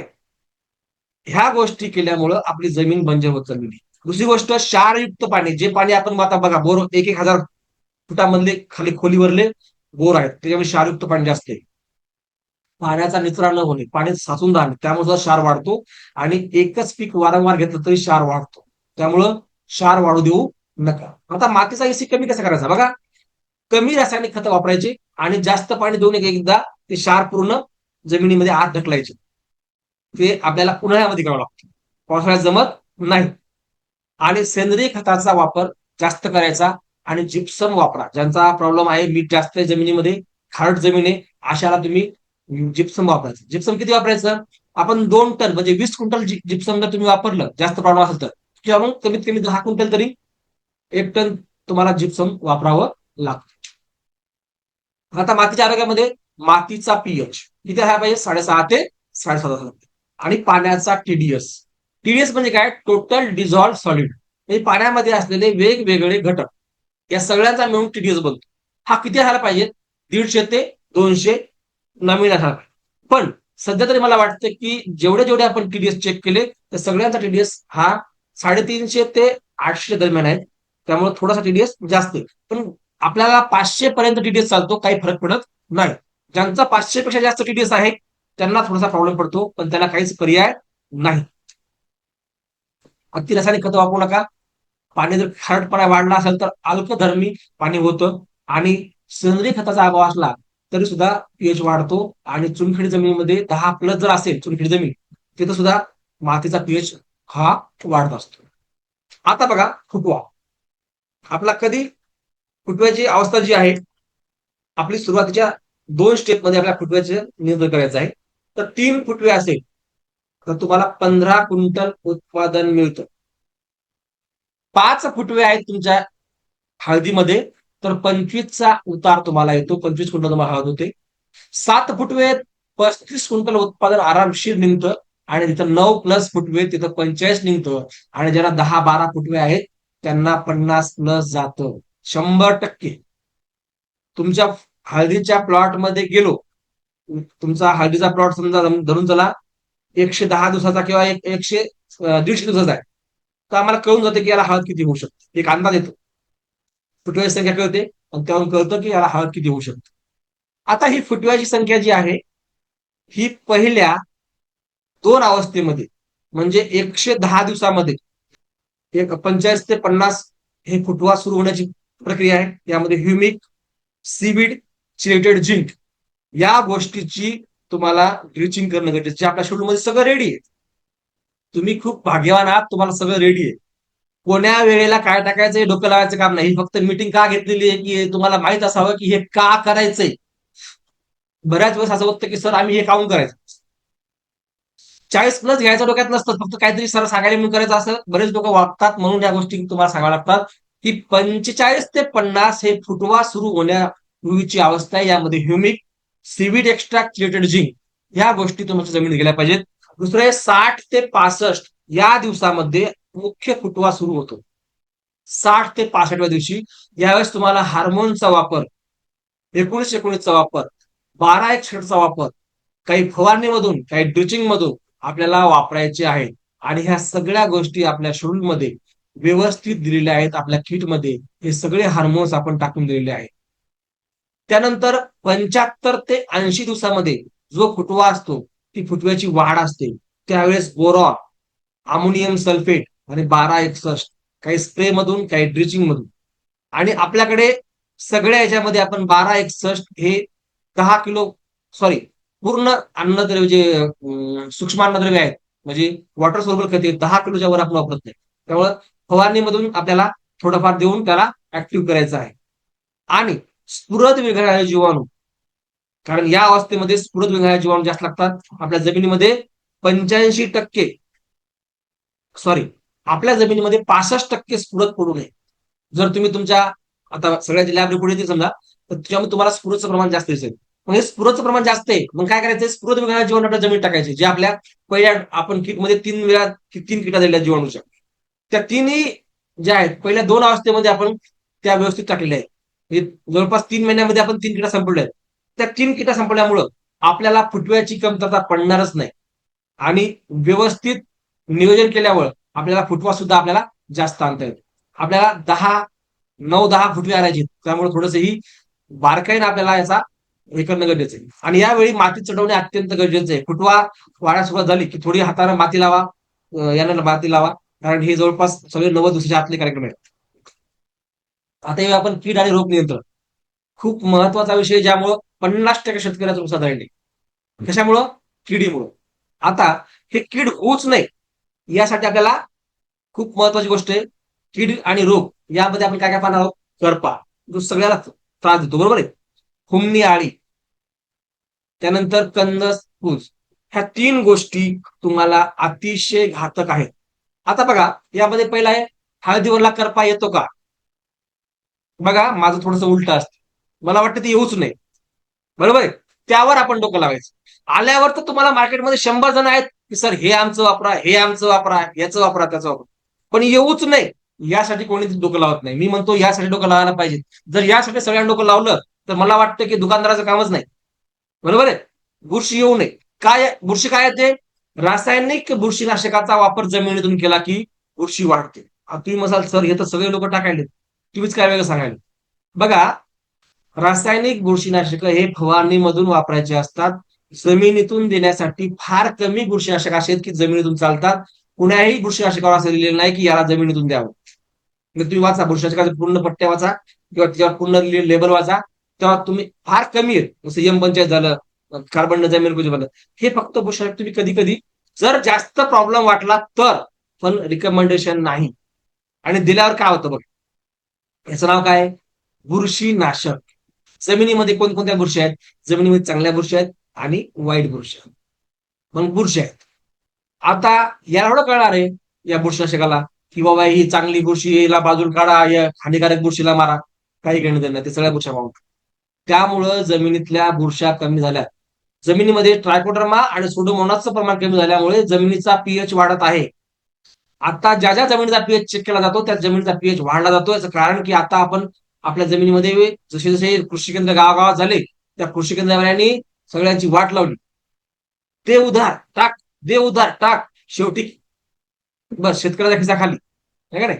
तर बुरशीनाशक हे जमिनीतून टाकायची गोष्ट नाही, त्यामुळे जमिनीतून टाकायचं नाही. त्यामुळे हळदीवर करपा येतो. आम्ही आमच्या कुठल्याच प्लॉटला बुरशीनाशक टाकू देत नाही. पाण्याचा अतिवापर करपा येण्याचं कारण. पाणी किती द्यायचं? पाणी हे तोलून मोजून द्यावे. पाणी हे जास्त देण्याची गोष्ट नाही. आपण पाना पुढे वॉटर मॅनेजमेंट मध्ये पानाच होत कसं कसं येते. तिसरी गोष्ट, अन्नद्रव्याचे असंतुलन. नायट्रोजन जास्त झाले की पाणी मऊ होतात, पाणी मऊ झाले की लगेच रसकिडी येते, रसकिडी डंग मारते त्याला टाक पडते, लगेच कथ्या कलरचा डाग होता. नायट्रोजन, युरिया टाकायचा नाही. बरेच जण आमच्या हात पिवळी पडी, टाक युरिया, गरज नाही. हा, युरिया कधी टाकायचा? एक अनुभव गेल्या वर्षी होता आमचा नवगर साहेबाचा. त्यांच्या जमिनीमध्ये युरिया एकदम कमी होता, एकदम कमी. आम्ही सगळं टाकलं तरी ते कलर देतच नव्हता. मग मी म्हणायचो युरिया टाकायचा नाही. मग त्यांनी काय केलं, गेल्या वर्षी मला न विचारता, त्यांच्याकडे 2 एकर होतं, त्यांनी 1 एकरला युरिया टाकला. युरिया टाकला की तो प्लॉट एक नंबर आला. आता त्या जमिनीमध्ये युरिया एवढा कमी आहे हे आपल्याला माहित नाही. आपण परेशान आहेत कशामुळे हिरो होईन, पूर्वीच राहिली. मग अशा वेळेस तुम्ही युरिया टाकू शकता. किती टाकला त्यांना? फक्त 20 का 25 किलो टाकला. अति नाही, लागते तेवढाच. अशा वेळेस तुम्ही टाकू शकता. पण गरज नाही अति टाकून दिला तर गरज पडत. 90% गरज पडतच नाही. 10% असे काही उदाहरणं असतात. चला, घातक कीटकनाशकाचा अतिवापर. गेल्या वर्षी हुमणी आळी आली. हुमणी आळी काय केलं लोकांनी? वेगवेगळ्या कंपन्यांचे वेगवेगळे औषधं सोडले, है का नाही? त्यामुळे काय झालं? क्लोरो सोडल्या गेला. क्लोरोनं सगळ्या जीवाणू मारले, बुरशी मारल्या, सगळं मारून टाकलं, प्लॉट मातीत घातले. बरोबर आहे? आपल्याला तसे कीटकनाशक जमीन सोडायचे नाही. लॅमडा सायफरमेथ्रिन गेल्या वर्षी सर्रास लोकांनी 1-1 लिटर पण टाकलं, 1-1 किलो पण टाकलं. सगळी वाट लागली जमिनीची. प्लॉट तर गेलेच गेले, पण जे काही समजा 10-5 क्विंटल निघणार होतं ते पण बसलं. त्यामुळं लॅमडा जमिनीत टाकायचा नाही. कोणी काही म्हणू, आमच्या एकच व्हिडिओ व्हायरल झाला, हे कुठल्या वाड्या होत्या काय माहित, जे टाकल्या हे लोक पागरवाडी ते एकच टाकायला सुरुवात केली. असं करू नका. तात्पुरता विलाज येतो. तुमच्या जमिनी मातीत चालल्यात, उद्या जमिनी ठेवा काहीतरी. जमिनीमध्ये जैविक बुरशीनाशक जीवाणू कमी झालेत म्हणून करपा येतो. आणि आपण का कमी झालेत? रासायनिक बुरशीनाशक टाकल्यामुळे कमी झालेत, आपण कीटकनाशक टाकल्यामुळे कमी झालेत, आणि आपण वेगवेगळे तणनाशक टाकल्यामुळे जमिनीमधले हे उपयुक्त जीवाणू कमी झालेत म्हणून करपा येतो. आणि आपण सुरुवातीपासून तेच टाकतो, त्यामुळे करपा येतच नाही. आपल्या प्लॉटला कुठेच करपा नसतो. ज्याने नाही टाकलं वेळेवर त्यांना करपा असतो, ते काय आपण बरं मध्ये नाही. ज्याने नाही टाकलं त्याची पूर्तता नाही झाली, 100% करपा येणार. माझा असो का तुमचा कोणाचा प्लॉट असतो, बरोबर आहे. पण जे पाहिजे ते मिळालं की करपा येत नाही. सर, अन्न हेच औषध. करपा येऊच नाही यासाठी आपण सगळ्या खटाटूप करत आहे बघा. अन्न हेच औषध. जर अन्न बरोबर नसेल तर रोग येणार म्हणजे येणार. बरोबर आहे. अन्न का बरोबर नाही? पोटॅश कमी झाला, रोग प्रतिकारशक्ती कमी होती हाडाची. मग ते रोग जरासा जरी आला, जरासं वातावरण बदललं तर ते रोगाला बळी पडत. त्याचबरोबर नायट्रोजन जास्त झाला, मऊपणा वाढतो, कीड वाढते. आणि कॅल्शियम कमी झालं तर पेशी कमकुवत होतात, करपा 100% येतो. आपल्या शेड्यूलमध्ये आपण एकही गोष्ट सोडली नाही. ज्या अवस्थेमध्ये ज्या घटकाची गरज आहे ते शेड्यूलमध्ये व्यवस्थित आपण टाकून दिलेले आहे. त्यामुळे आपल्या झाडाला करपा येणारच नाही, हे मी तुम्हाला बॉन्डवर लिहून देऊ शकतो. कारण अन्न हेच औषध. माझा व्हिडिओ पण आहे, तुम्ही बघा. अन्न हेच औषध. जर व्यवस्थित तुम्ही बघा, एक सोपं उदाहरण घ्या. तुम्ही आहेत, तुम्ही जर अन्न जर व्यवस्थापन व्यवस्थित केलं, म्हणजे जेवण व्यवस्थित केलं, वेळेच्या वेळेवर केलं, व्यायाम केला थोडाफार, तर तुम्हाला बिमारी येते का? नाही. पण तुमचं अन्न एकदम निकृष्ट दर्जाचं आहे, सगळ्या थालीमध्ये सगळ्या गोष्टी नाही येत, तर 100% तुम्ही बिमार पडता. तसं झाडाचं आहे. आता हे अन्न कसं मिळणार आहे? पहिली गोष्ट, जमिनीचं आरोग्य चांगलं असेल तर अन्न मिळणार आहे. नुसतं आरोग्य होऊन चांगणार नाही. त्यामध्ये तुमच्या जमिनीमध्ये बॅक्टेरियल कॉलनी चांगले झाला पाहिजे. बॅक्टेरिया असतील तर तुम्हाला खतं पिकाला उपलब्ध होणार, आणि खतं उपलब्ध झाली की अन्न व्यवस्थित पोहोचणार. अन्नाला कुठल्याच प्रकारच्या बाधा नाही आली तर 100% झाड सदृढ राहत. आता बघा, अन्नद्रव्याच्या कमतरतेमुळे कोणकोणते करपे येतात बघा. पहिला करपा आहे नत्राची कमतरता झाली, बुडाकडले पानं बघा काय झाले, कडा वाया लागल्या. समजायचं नत्राची कमतरता आहे, बरोबर आहे. पानाच्या कडा, बुडाकडच्या पानाच्या कडा वाळणे. आणि उपाय, नत्र बिघडणारे जीवाणू. नाहीतर युरिया कमी पडला, लगेच जा कृषी केंद्रावर 50 किलो युरिया घेऊन या आणि टाकून द्या. हा पर्याय नाहीये. नत्र कमी पडला, नत्र बिघडणारे जीवाणू टाका, कारण हवेमध्ये 78% नायट्रोजन आहे, काही टाकायची गरज नाही. 72च्या दुष्काळाच्या पूर्वी हे काही नव्हतं, तरी पण नंबर 1 पिकं होते, बरोबर आहे. किंवा आता बघा, एक जंगलामध्ये जाऊन बघा, 1 नंबर झाड आहे, त्याला काही कोणी युरिया टाकत नाही, तरी पण चांगले. का? हवेमध्ये 78% नायट्रोजन आहे. तो कच्चा नायट्रोजन पाण्याच्या माध्यमातून जमिनीवर पडतो, आणि त्या कच्च्या नायट्रोजनला कन्व्हर्ट करण्यासाठी जीवाणू लागतात. ते जीवाणू कन्व्हर्ट करून अन्न उपलब्ध करून देतात. म्हणून नत्र विरहित जीवाणू आपण आपल्या सॉइल इनहॅन्सर मध्ये 3 टाकलेले. का? युरिया लागूच नाही म्हणून 3 सॉइल मध्ये, सॉइल इनहॅन्सर मध्ये आपण नायट्रोजन विरहित 3 जीवाणू टाकले. चला, बुरशीमुळे येणारा करपा. आता बुरशीमुळे कोणकोणता करपा येतो? लीफ स्पॉट, आहे का नाही? फंगल इन्फेक्शनमुळे येतो. जास्त आर्द्रता झाली, ढगाळ वातावरण झालं, सतत पाऊस झाला, 100% हा करपा येतो.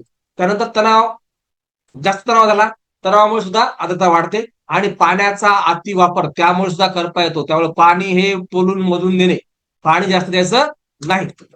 पोटॅशच्या कमतरतेमुळे येणारा करपा कसा आहे बघा. पोटॅशच्या कमतरतेमुळे बुडाकडले पाण्यात थोडीशी पिवळसर पडतं बघा, या ठिकाणी चित्रामध्ये दाखवले असे थोडीशी कमी पडतात. पाण्याच्या कड्या वाळणे, बुडाकडले पान आणि यावर उपाय पोटॅश विरघळणारे जीवाणू, बाकी काही उपाय नाही. आता मॅग्नेशियम आणि मॅग्नेसची कमतरतामुळे होणारे हे दोन करपे आहेत. आता स्फुरदची कमतरतेमुळे काय होतो, पानं बघा पिवळसर दिसतात, बुडाकडली पान राहतात. स्फुरद, नत्र आणि पालाश या कमी बुडाकडल्या पानामध्ये असते, शेंड्याकडल्या पानामध्ये नत्र कमी पडत नाही. पानाच्या कडा वाळणे, बुडाकडचे पान आणि याच्यावर उपाय स्फुरद विरघळणारे जीवाणू, हा एकच आहे. आणि हे आपण सगळे जीवाणू आपल्या शेड्यूलमध्ये घेत असतो. चला यानंतर बघूया की सर्वात भयानक नुकसान करणारी आळी म्हणजे हुमणी आळी. बघा ही आळी सुरुवातीला दिसत नाही आणि एकदा तिचा जर प्रादुर्भाव झाला तर मग ती कशानेच हटत नाही. त्यामुळं ही आळी होऊच नये यासाठी प्रयत्न करणं खूप गरजेचं आहे. एकदा आळी झाली की मग ती नुकसान करणार, खर्च वाढवणार आणि उत्पादनात घट आणणार. त्यामुळे या आळीचं, ही आळी येण्यापूर्वीच बंदोबस्त करायचा आहे. कसा करायचा आपण बघूया. पहिली गोष्ट बघूया की हुमणी आळी नियंत्रणामध्ये ही हुमणी आळी आलीच का. मी म्हणतो की प्रॉब्लेम आल्यानंतर भरपूर लोक आहेत मार्केटमध्ये, तुम्हाला हुमणी आळी आली हे हाना, ते हाना, लॅमडा हाना, हे हाना असं म्हणणारे भरपूर लोक आहेत. पण आतापर्यंत हुमणी आळी का येत आहे यावर कोणाचं लक्ष नाही, का यावर कोणा संशोधन केलेलं नाही. बघा हुमणी आळीचं जीवनचक्र जेव्हा मी अभ्यास केला तेव्हा लक्षात आलं की हुमणी आळी ही तणाच्या मुळ्यांवर जगते. मुख्य अन्न तिचं तणाच्या मुळ्या आहेत, जे की असे गवत आहेत की खूप मऊ असतात, त्याच्या मुळ्या पण खूप मऊ असतात. अशा तणाच्या मुळ्या ती खात असते. त्याचबरोबर आपण काय केलं की तणनाशकाचा वापर आपल्या शेतामध्ये सर्रास करण्यास सुरुवात केली. त्यामुळे काय झालं की तणनाशकामुळे ह्या ज्या मुळ्या आहेत त्या नष्ट झाल्या. हे तणाच्या मुळ्या तणनाशकामुळे नष्ट झाल्यामुळे हुमणी आळीचं अन्न नष्ट झालं आणि हुमणी आळीचं अन्न नष्ट झाल्यामुळे तिला नाईलाजाने आपलं जे पीक आहे त्या पिकाच्या मुळ्या त्याला खाव्या लागत आहेत. वास्तविक पाहता सर्व प्रकारच्या मुळ्या हे त्याचं अन्न आहे, पण जर तणाच्या मुळ्या खायला भेटल्या तर ती इकडं आपल्या मुख्य पिकामध्ये येत नाही. तिचं वास्तव्य हे तणकट जिथं जास्त आहे, काडी कचरा जिथं जास्त आहे, अशा ठिकाणी हे वास्तव्य करतं. पण आता त्याला तिथलं वास्तव्य बिघडल्यामुळं त्याला नाईलाजाने आपल्या पिकाच्या मुळाच्या कक्षेमध्ये येऊन तिचे पिकाचे जे मुळे ते खात आहेत. हा त्यामागचा सगळ्यात मोठा हुमणी आळी लागण्याचा प्रॉब्लेम आहे. बघा याच्यापूर्वी सुद्धा हुमणी आळी होती, पण ती कधीच पिकाला त्रास देत नव्हती, कारण तिचं अन्न तिकडे भरपूर होतं. आपण तिचं अन्न संपवणं म्हणून ती आपल्याला त्रास देत नाही. त्यामुळं तणनाशकाचा वापर करणं बंद करा.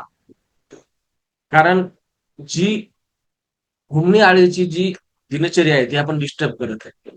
सुरुवातीला ते तणाच्या मुळ्या खाते, नंतर ते पिकाच्या मुळ्या खाते आणि अति नुकसान होईपर्यंत ती कळतच नाही. बरोबर आहे.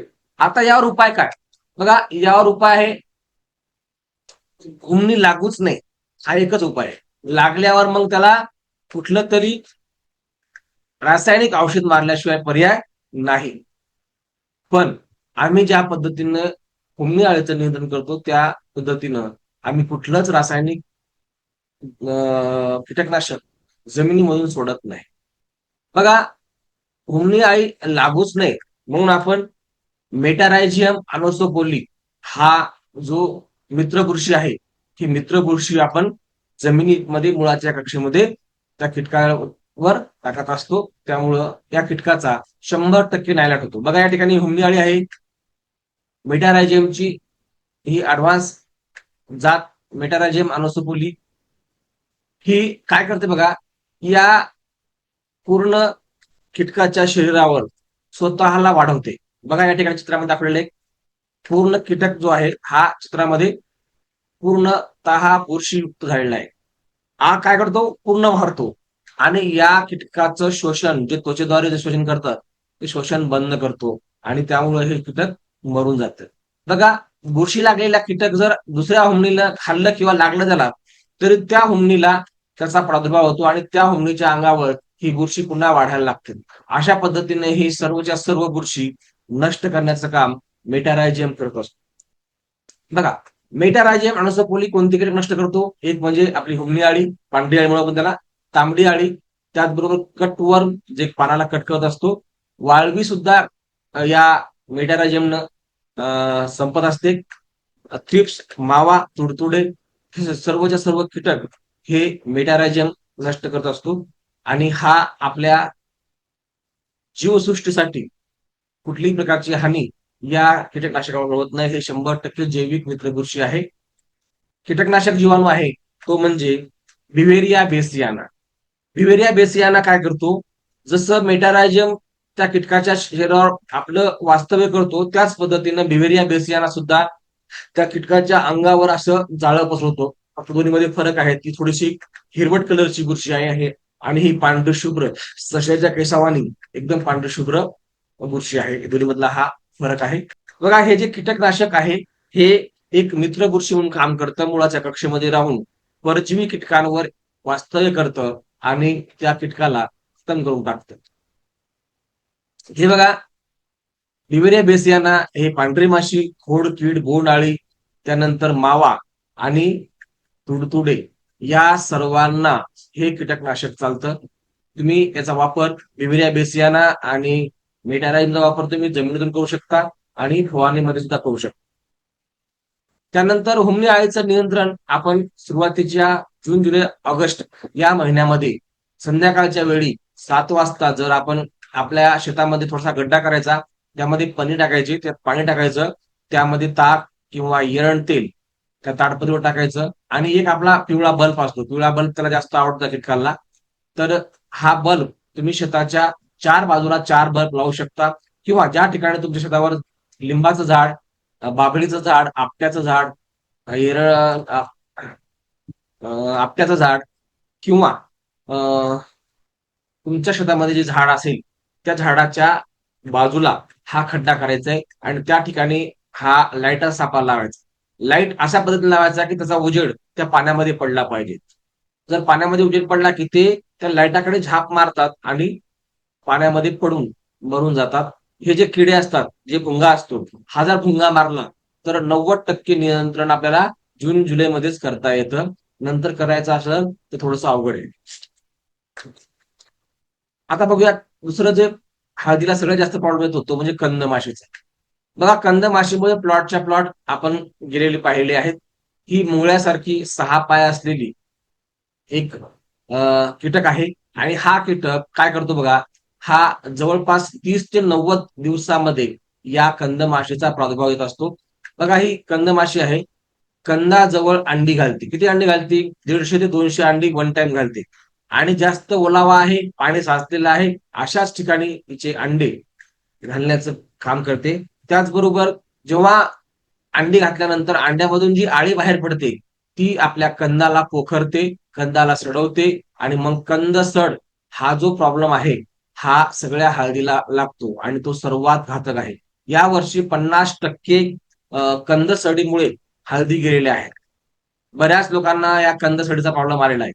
आता यासाठी आम्ही 2 वेळा बिव्हेरिया बेसियाना व मेटारायझियम याची आम्ही ड्रिचिंग करतो आणि बिव्हेरिया बेसियाना जो अकिरस नावाने आपला प्रोडक्ट आहे तर त्याची आपण फवारणी सुद्धा करतो आणि सोबत आपण नीम ऑइलचा सुद्धा वापर करतो. नीम ऑइल वापरल्याने सुद्धा या अळीचा आणि या कीटकाचा बंदोबस्त होतो. आपल्या शेड्यूलमध्ये आपण हे नीम ऑइल जवळपास 2 लिटर वापरतो आणि बिव्हेरिया बेसियाना आणि मेटारायझियम जवळपास 3 लिटर वापरतो. त्यामुळे आपल्या प्लॉटला कुठेही कुठेही किडीचा प्रादुर्भाव नाही. आपले 700 प्लॉट पैकी कुठल्याही प्लॉटला कीड लागलेली नाही.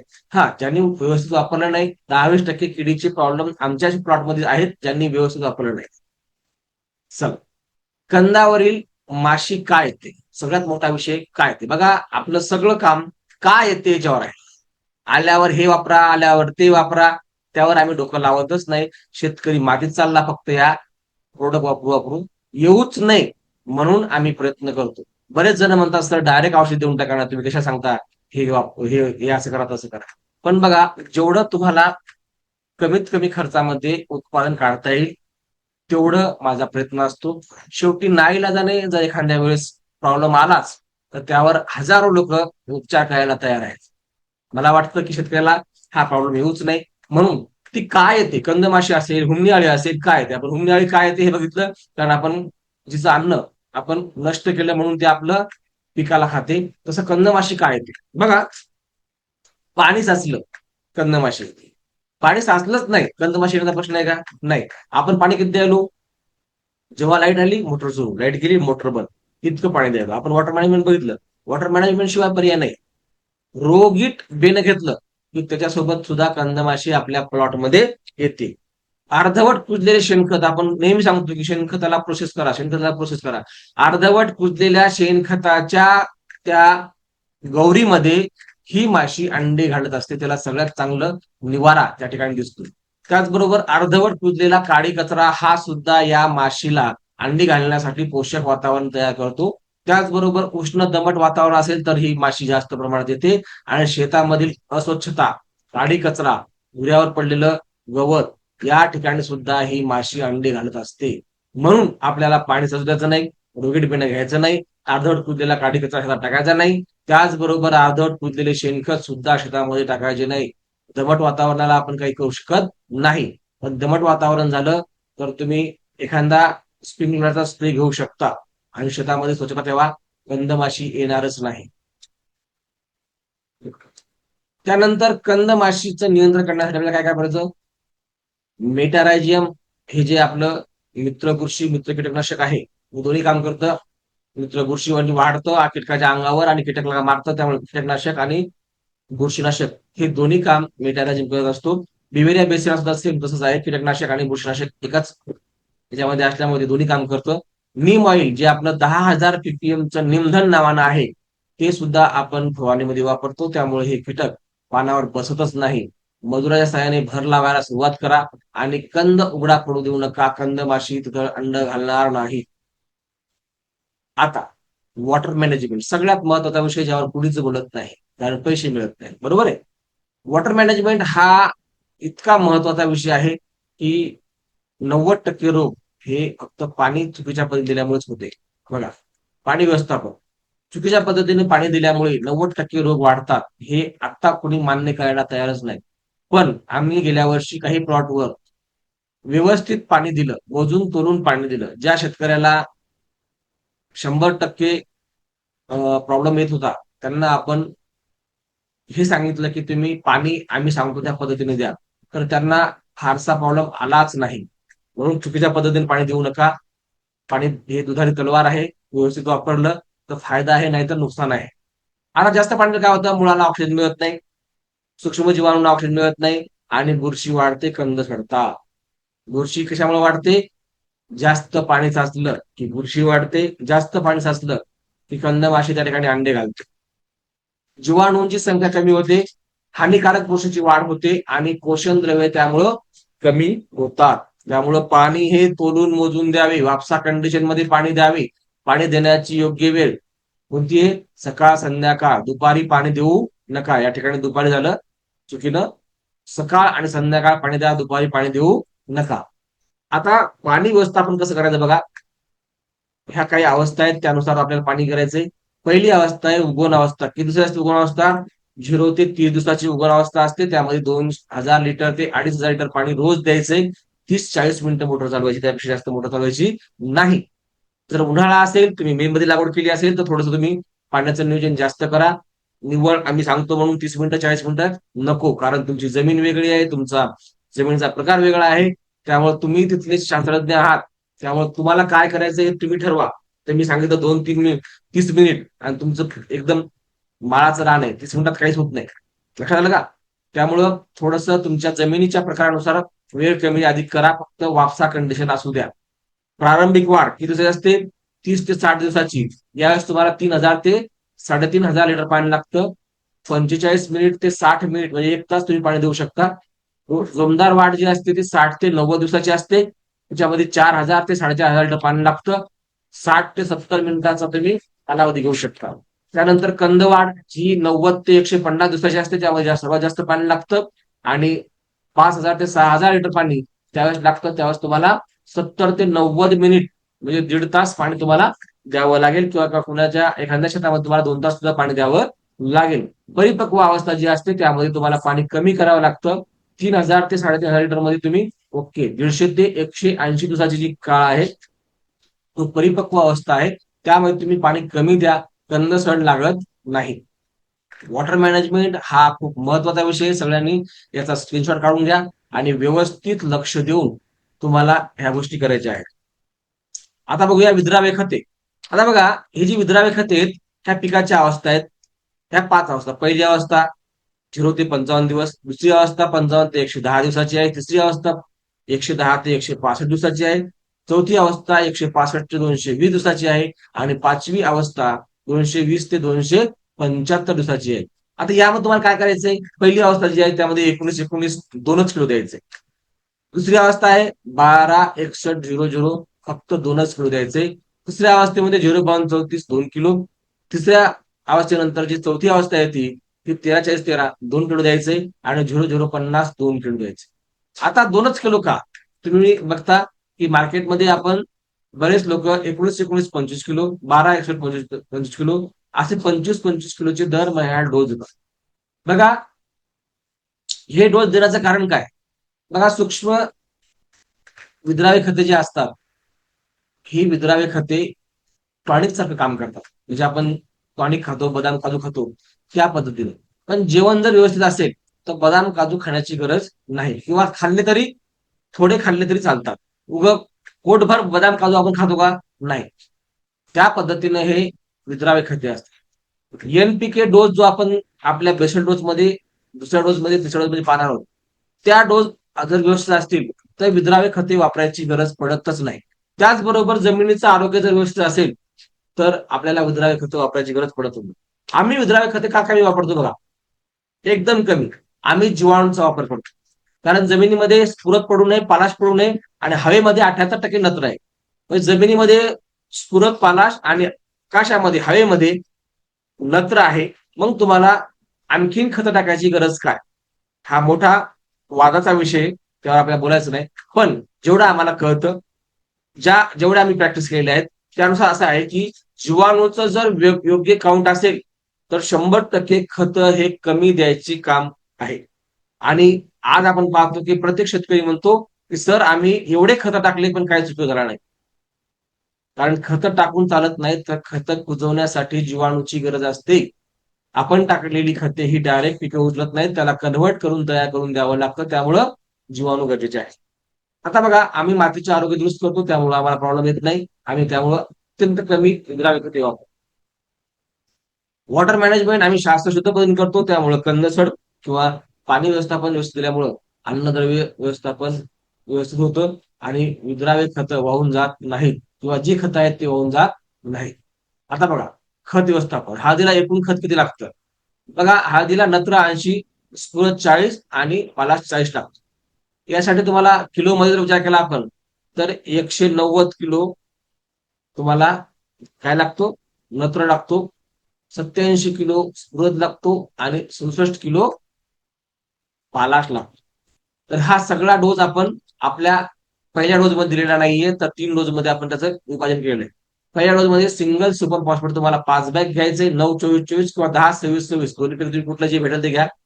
असं काही नाही 9-24-24 घ्या, पण दोन्हीपैकी तुम्ही कुठलंही घेऊ शकता.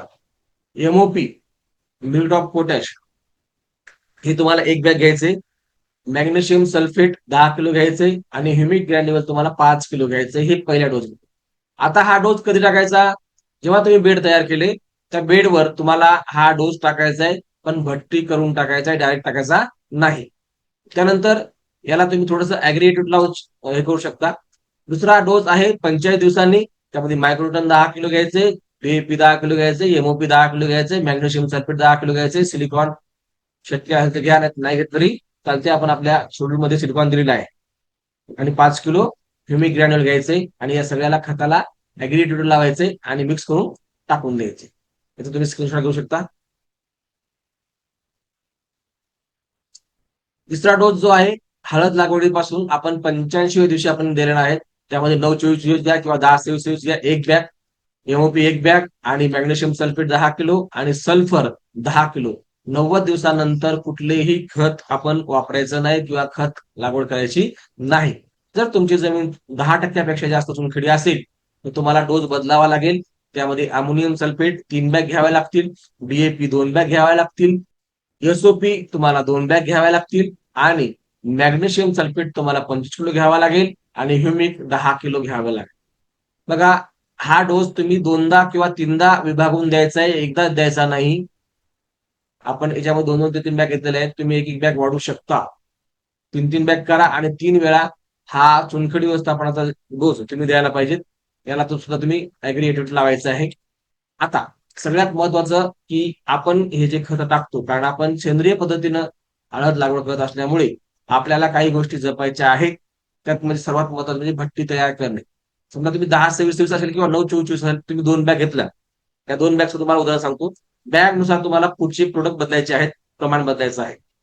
पहिलं आहे, जेवढं तुम्ही खत घेतलं तेवढं तुम्हाला शेणखत घ्यायचं. आपण 2 बॅग काय घेतलं? रासायनिक खत घेतलं. त्याला 2 बॅग म्हणजे 100 किलो शेणखत घ्यायचं, 100% कुजलेलं. त्यासोबत घ्यायचं 3 पट माती, म्हणजे तुम्ही 6 बॅग माती घ्यायची. त्याचबरोबर 4 किलो गुळ घ्यायचा आहे. एका बॅगला 2 किलो असतो. 10 किलो सरकी पेंड घ्यायची. एका बॅगला 10 किलो असते. 2 बॅग घेतल्यामुळे आपण या ठिकाणी 20 किलो घेतलेली आहे. त्याचबरोबर पोटॅशियम ह्युमेट 2 किलो घ्यायचे, जे की आपल्या किटमध्ये आहे. आणि 5 kg हा ह्युमिक ग्रॅन्युअल तुम्हाला याच्यामध्ये मिक्स करायचा आहे.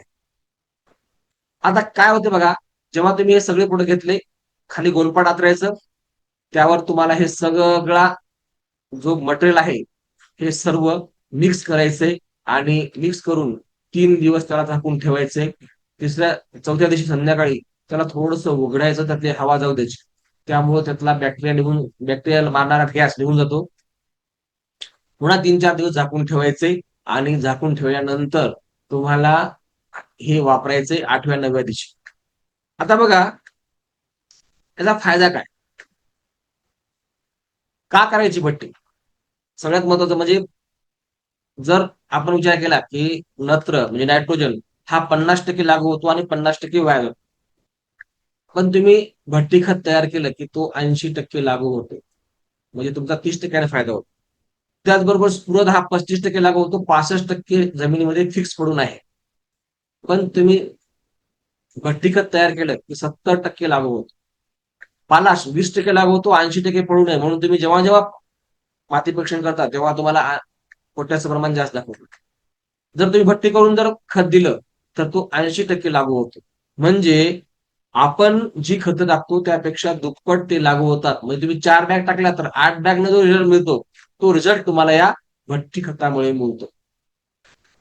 आता बॅक्टेरिया जो आहे, हा गॅस मारणारा जो बॅक्टेरिया आहे, त्यामुळे तो बाहेर निघून जातो. त्यामुळे आपल्या बॅक्टेरियाला कुठलाच हानी होत नाही आणि खत पिकाला लवकर लागू होते.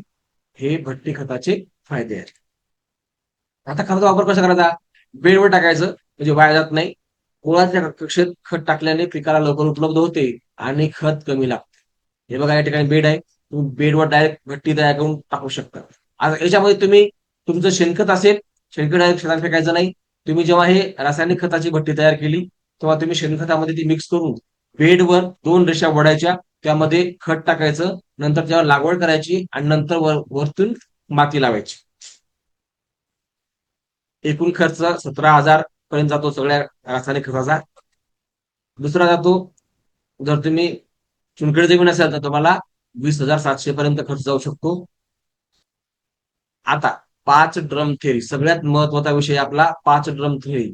आता बघा, आपण ह्या ड्रम मध्ये पहिला ड्रम जीवाणू कल्चरचा आहे, दुसरा आहे टायकोडर्माचा, दुसरा मायक्रोरायझाचा, चौथा जीवामृत आणि तागुळ अंडे.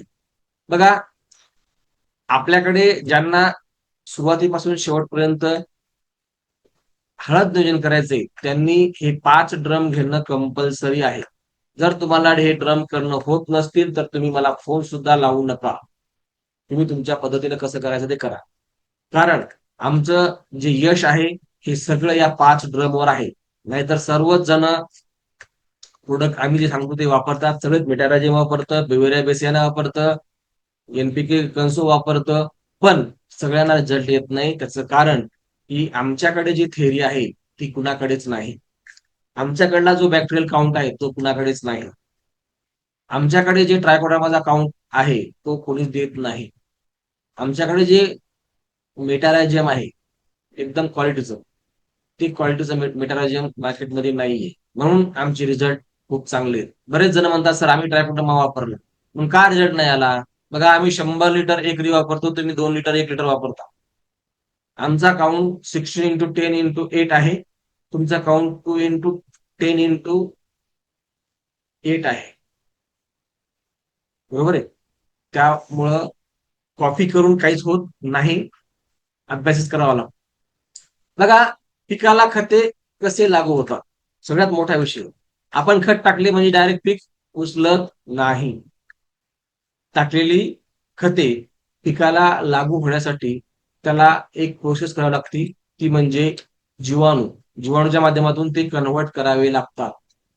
जसं की आपण एक उदाहरण पाहूया. किराणा आहे, आचारी आहे आणि जेवणारे लोक आहेत. डायरेक्ट किराणा लोक खाऊ शकत नाहीत, त्याला शिजवून अन्न तयार करून जेवण स्वादिष्ट तयार करावं लागतं. त्यासाठी लागतात आचारी किंवा घरची लक्ष्मी. ह्या दोन गोष्टी जर नसेल, घरात लक्ष्मी नसेल किंवा पंक्तीमध्ये आचारी नसतील, तर पाहुणे उपाशी राहतील किंवा घरचे उपाशी राहतील. त्याच पद्धतीने जे आपले खत आहेत, मग ते सेंद्रिय असो किंवा रासायनिक असो, त्याला कन्व्हर्ट करण्यासाठी, त्याचं अन्न तयार करण्यासाठी बॅक्टेरिया लागतो, तेव्हाच पिकं खाऊ शकतात, नाही तर खाऊ शकत नाहीत. म्हणून आम्ही ही 5 ड्रम थेअरी अंमलात आणलेली आहे. आणि 90% शेतकरी सध्या फक्त खत उचलत नाहीत म्हणून बेजार आहेत. एक काळ असा येणार आहे की तुमचं सगळं शेत बंजर होईल, तेव्हा तुम्हाला आमच्यासारख्या माणसाला 1 एकर शेत जागेवर आणण्यासाठी 4-5 लाख रुपये मोजावे लागतील. कारण तुमची जमीन 25 लाख रुपये एकरची, 50 लाख रुपये एकरची आहे. चला, रायझोबियम, अझोटोबॅक्टर, अझोस्पेरिलियम हे हवेतला 78% नत्र आपल्याला उपलब्ध करून देतात, त्यामुळे युरिया वापरायची गरज नाही. दुसरा आहे स्फुरद विरघळणारे जीवाणू, जो की आपल्या जमिनीमध्ये आपण पाहिलं 65% पडून आहे. तो 65% पडलेला स्फुरद उचलण्यासाठी आपण स्फुरद विरघळणारे जीवाणू टाकत आहे. 80% पडून असलेला पालाश जमिनीतला, तो उचलावा यासाठी आपण पालाश विरघळणारे जीवाणू, जे एकदम स्ट्रॉंग आहेत. आणि पालाश एकटं काम करत नाही, त्याला झिंक लागतो सपोर्टिंगला, त्यामुळे झिंक विरघळणारे जीवाणू सुद्धा आपण यामध्ये टाकलेले आहेत. हे कॉम्बिनेशन आपण बनवून घेतलेलं आहे. आणि सुडोमोनास, जे ट्रायकोडर्माचा सक्का भाऊ सुडोमोनास जो आहे, तो यामध्ये बुरशीनाशक म्हणून काम करतो. आणि डिकम्पोजरचे 2 प्रकारचे डिकम्पोजर आपण यामध्ये टाकले आहेत, ज्यामुळं शेतामध्ये पडलेला अर्धवट कुजलेला काडी कचरा सुद्धा कुजवण्याची साठी आपण या जीवाणूची मदत घेत असतो. असा हा आपला पहिला ड्रम आहे. दुसरा ड्रम आपला असा आहे.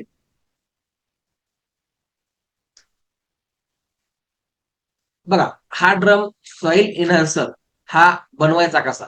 200 लिटर पाणी घ्यायचे, त्यामध्ये 2 किलो गुळ घ्यायचा आहे, 2 लिटर ताक घ्यायचे, गुळ सेंद्रिय घ्या, आणि 8 दिवस ठेवा. सकाळ संध्याकाळ त्याला उजव्या हाताच्या एड्यानं, म्हणजे या पद्धतीच्या एड्यानं त्याला हलवायचं आहे. आणि त्याची काडी सेपरेट ठेवा, काडी बदलू नका. दिवसातून 2 वेळा त्याला काडीने हलवा. काडी जेव्हा तुम्ही हलवता तेव्हा काडी मधात ठेवू नका, कारण काडीला आदळून सुद्धा जीवाणू कमी होऊ शकतात. त्यामुळे काडी उचलून बाजूला ठेवायची आहे. आणि प्रत्येक ड्रमला सेपरेट काडी वापरायची. 5 ड्रम आहेत, 5 ड्रमला 5 काड्या वापरायच्या. दुसरा ड्रम आपला आहे ट्रायकोडर्माचा. हा बघा, ट्रायकोडर्मा व्हिरिडी आणि ट्रायकोडर्मा हार्जियानम ह्या दोन्ही जाती एकत्र असलेले हे पॉकेट आहे.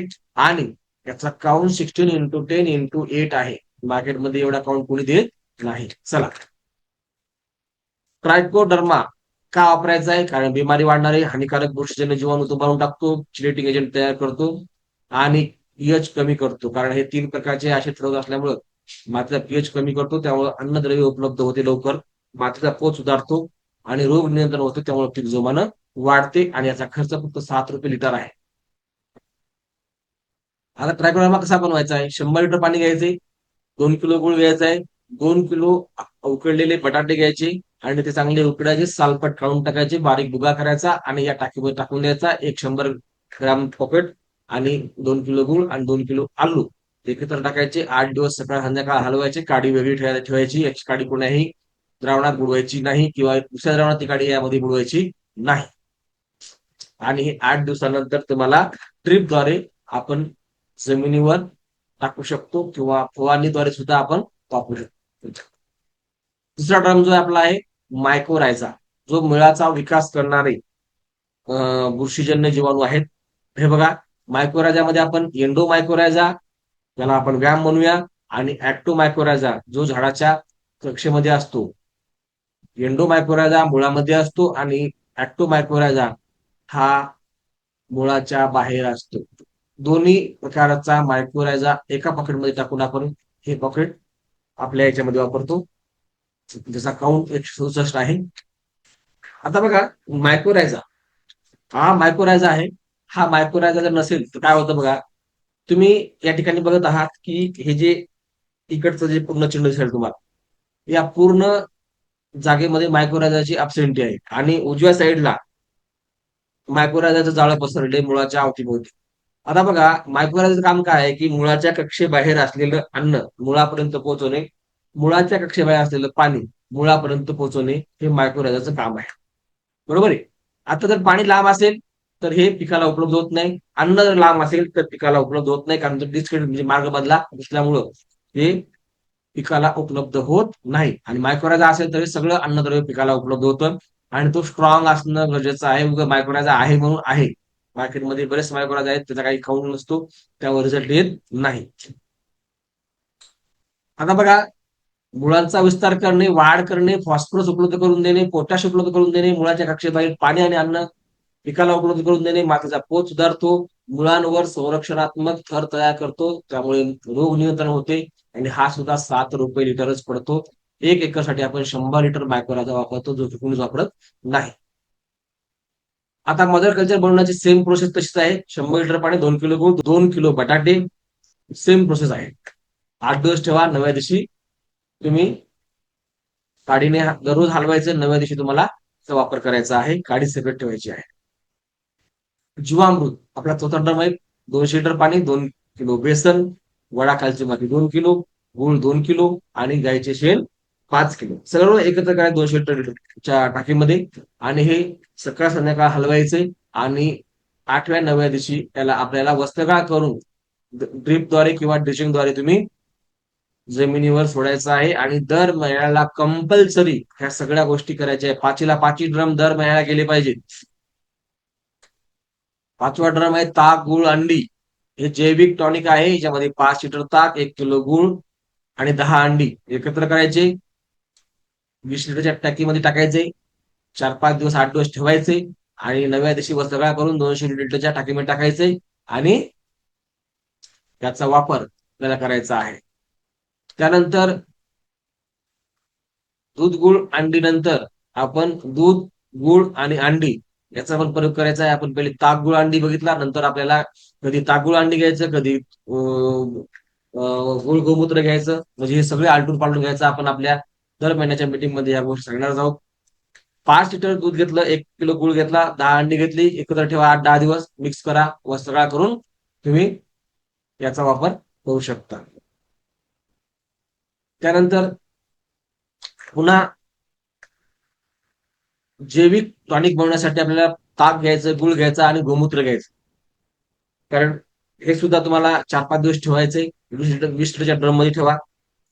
5 लिटर पाणी, 5 लिटर ताक, 1 किलो गुळ, 10 लिटर गोमूत्र, हे असं 20-25 लिटरच्या ड्रम मध्ये टाकून तुम्ही याचा वापर करू शकता. सेंद्रिय बुरशीनाशक बघा, गेल्या वर्षी आपण काही ठिकाणी हे सेंद्रिय बुरशीनाशक वापरलं, खूप चांगला रिझल्ट आला. ताक घ्यायचे, हळद घ्यायची, हळदीला हळदच टाकायची, लोह सिल्वा काढताय सह्या म्हणतो आपण त्या पद्धतीने. हळद हे उत्तम अँटी फंगल म्हणून काम करत असतं. आणि मीठ 500 ग्राम खडे मीठ घ्यायचंय. आपलं हे बाकीचं जे नमक आहे ते नमक घ्यायचं नाही, बारीक हे केलेलं. ओरिजिनल नमक असल्याशिवाय रिझल्ट मिळत नाही. त्यामुळे चांगलं नमक घ्या. ओरिजिनल हळद सुद्धा ओरिजिनल घ्या. कलरची केमिकलची हळद घेऊ नका. आपली हळद आपण घरी दळून आणा आणि त्या हळदीचा वापर आपल्याला करायचा आहे. किती करायचा आहे? 5 लिटर ताक घ्यायचंय, त्यामध्ये 500 ग्राम हळद आणि 500 ग्राम मीठ टाकायचंय. हळद ही 5 लिटर पाण्यामध्ये 48 तास भिजत ठेवायची आणि नंतर त्यामध्ये मीठ आणि ताक घालून मिक्स करायचंय आणि मग हे फवारणीमध्ये वापरा किंवा ड्रीप मध्ये वापरा. दर महिन्याला जर हा प्रयोग केला तर तुमच्या पिकाला बुरशी लागत नाही. ताक का घ्यायचं? बघा, हे सर्व प्रोडक्ट का घ्यायचे? ताक हे लॅक्टिक ऍसिड बॅक्टेरियाच्यामध्ये आहे. गुळामध्ये कार्बनचा उत्तम स्रोत आहे. गुळामध्ये ग्लुकोज सुद्धा भरपूर भरपूर प्रमाणात आहे. ग्लुकोज हे मुळाचं अन्न आहे. ग्लुकोज हे जीवाणूचं अन्न आहे. त्यामुळे आपल्याला ग्लुकोज सुद्धा घ्यायची आहे. अंडी हे प्रथिने, अमिनो ऍसिड, प्रोटीन मिळत असतं. गोमूत्रामध्ये नायट्रोजन, पोटॅश, सूक्ष्माणुद्रव्य आहेत, त्यामुळे घ्यायचे. आणि दुधामध्ये कॅल्शियम, अमिनो ऍसिड हे सुद्धा घ्यायचं आहे. आणि मीठ, आयोडीन असल्यामुळं मिठाचं सुद्धा ताकासोबत खूप चांगला दुःशासक म्हणून काम करत असतं. हे दर महिन्याला soil enhancer 200 litre, trichoderma 100 litre, मायक्रोरायझाचा ड्रम 100 लिटर, जीवामृत 200 लिटर आणि ताक, गुळ, अंडी, गुळ, गोमूत्र, दूध, गुळ, अंडी आणि आपले बुरशीनाशक मध्ये ताक, हळद आणि मीठ हे सुद्धा आपल्याला दर महिन्याला या ठिकाणी सोडायचं आहे. यानंतर ज्या शेतकऱ्याला 50 क्विंटल उत्पादन घ्यायचंय त्यांचं नियोजन वेगळं राहील. त्यांना एका एकरमध्ये 50,000 रुपये खर्च येतो आणि वेगळे नियोजन त्यांचे असते. त्यांच्या प्लॉटला व्हिजिट पण 2-3 जास्त होतात आणि त्याच्यासाठी वेगळा ग्रुप तयार केला जातो. ज्या शेतकऱ्याला 50+ उत्पादन घ्यायचंय त्यांनी मला प्रत्यक्ष कॉन्टॅक्ट करायचा आहे. 9922557796 माझा कॉन्टॅक्ट नंबर आहे. आता हळदीचा एकूण खर्च किती येतो बघा. आपला जो हळदीचा खर्च आहे तो 35,000 रुपये टोटल खर्च आहे. त्यामधले 20,000चे औषध आम्ही देऊ. 15,000चा रासायनिक जे खत आहेत ते तुम्हाला कृषी केंद्रातून घ्यायचे आहेत आणि या 20,000पैकी तुम्हाला 5,000 रुपये ऍडव्हान्स देऊन बुकिंग करायची आहे. बुकिंग शिवाय तुम्ही हे प्रोडक्ट घेऊ शकत नाही. वेळेवर तुम्ही जर फोन केलात तर तुम्हाला प्रोडक्ट मिळणार नाहीत, कारण हे बॅक्टेरिया आहेत, हे बनवावे लागतात. जास्त बनवून ठेवले नाही गेले तर त्याचा काउंट कमी होतो वर्षानंतर आणि आम्ही आपल्या शेतकऱ्याला कमी काउंट असलेले प्रोडक्ट देऊ शकत नाही, कारण त्याला रिझल्ट येत नाही. त्यामुळं आम्ही ऍडव्हान्स 5,000 रुपये घेऊन बुकिंग करत आहे. ज्यांना बुकिंग करायची त्यांनी या माझ्या नंबरवर एक तर मेसेज करायचा आहे किंवा सकाळी 10 ते संध्याकाळी 5 वाजेपर्यंत कॉल करायचा आहे. त्यामध्ये जी आपली 20,000ची किट आहे त्यामध्ये जीवाणू कल्चरच्या 3 किट आहेत, म्हणजे जवळपास 20 प्रकारचे जीवाणूच्या 3 किट आहेत. बायोऑन हा उत्तम बुरशीनाशक जीवाणू बायोऑन म्हणून आहे. जी आहे, ऑक्सिन आहे, ऍग्रीटिव्ह आहे, सायटोकायनिन आहे, पोटॅशियम ह्युमेट आहे, निमधन आहे, सिलिकॉन आहे, संजीवनी आहे, प्लॅन्टो आहे, ह्युमिक आहे आणि ह्युमिक नंतर हुमनी किलर सुद्धा आहे आणि 14वा जो आहे तो म्हणजे बिबेरिया बेसियाना अकेरस म्हणून आहे, तो सुद्धा या ठिकाणी आहे. एकूण खर्च 20,000 आहे आणि पार्सल चार्ज 450 रुपये लागतील. एकूण खर्च 20,500 रुपये आहे आणि हा फोन पे नंबर आहे. ज्या व्यक्तीला आपल्यासोबत यायचंय त्यांनी या नंबरवर संपर्क करावा व रजिस्ट्रेशन करण्यासाठी तुम्हाला तुमचं संपूर्ण नाव टाकायचंय, पत्ता टाकायचा आहे, सोबत पिनकोड पण टाकायचा आहे, ईमेल आयडी टाकायचा आहे, एकूण क्षेत्र किती आहे ते पण टाकायचंय, मोबाईल नंबर टाकायचा आहे आणि पासपोर्ट साईज एक फोटो टाकायचा आहे आणि आपलं नाव नोंदणी करायची आहे. लिमिटेड सीट आहेत. गेल्या वर्षी 700 शेतकरी होते, यावर्षी फक्त 300 शेतकरी आपल्याला घ्यायचे आहेत, कारण सगळ्यांना व्हिजिट देणं सोपं नाही. म्हणून लवकरात लवकर रजिस्ट्रेशन करून घ्या. रजिस्ट्रेशन झाल्यानंतर तुम्हाला वेगळ्या ग्रुपमध्ये ऍड केलं जाईल. त्याचं शेड्यूल वेगळं राहील. त्यांना वेळोवेळी दर महिन्याला मीटिंगच्या माध्यमातून आणि प्रत्यक्ष भेटीच्या माध्यमातून आपण त्यांचा प्लॉट हा 100% 40+ डेव्हलप करून देऊ, 40+ नेऊन देऊ. त्यामध्ये तुमचा सहभाग जो आहे तो 90% असणार आहे आणि आमचा रोल फक्त 10% असणार आहे. त्यामुळं ज्यांची 100% कष्ट करण्याची तयारी आहे त्यांनीच आपल्याकडे संपर्क करायचा आहे. उगाच चौकशी करण्यासाठी किंवा नुसतं टाइमपास करण्यासाठी आमच्याकडे फोन करूच नका, कारण आमच्याकडे तेवढा वेळ सुद्धा नाहीये. ज्यांना खरंच काहीतरी करायचंय त्यांनी नक्कीच कॉन्टॅक्ट करू शकता. सो थँक्यू, विश यू वेल. भेटूया पुन्हा पुढच्या मीटिंगमध्ये. धन्यवाद.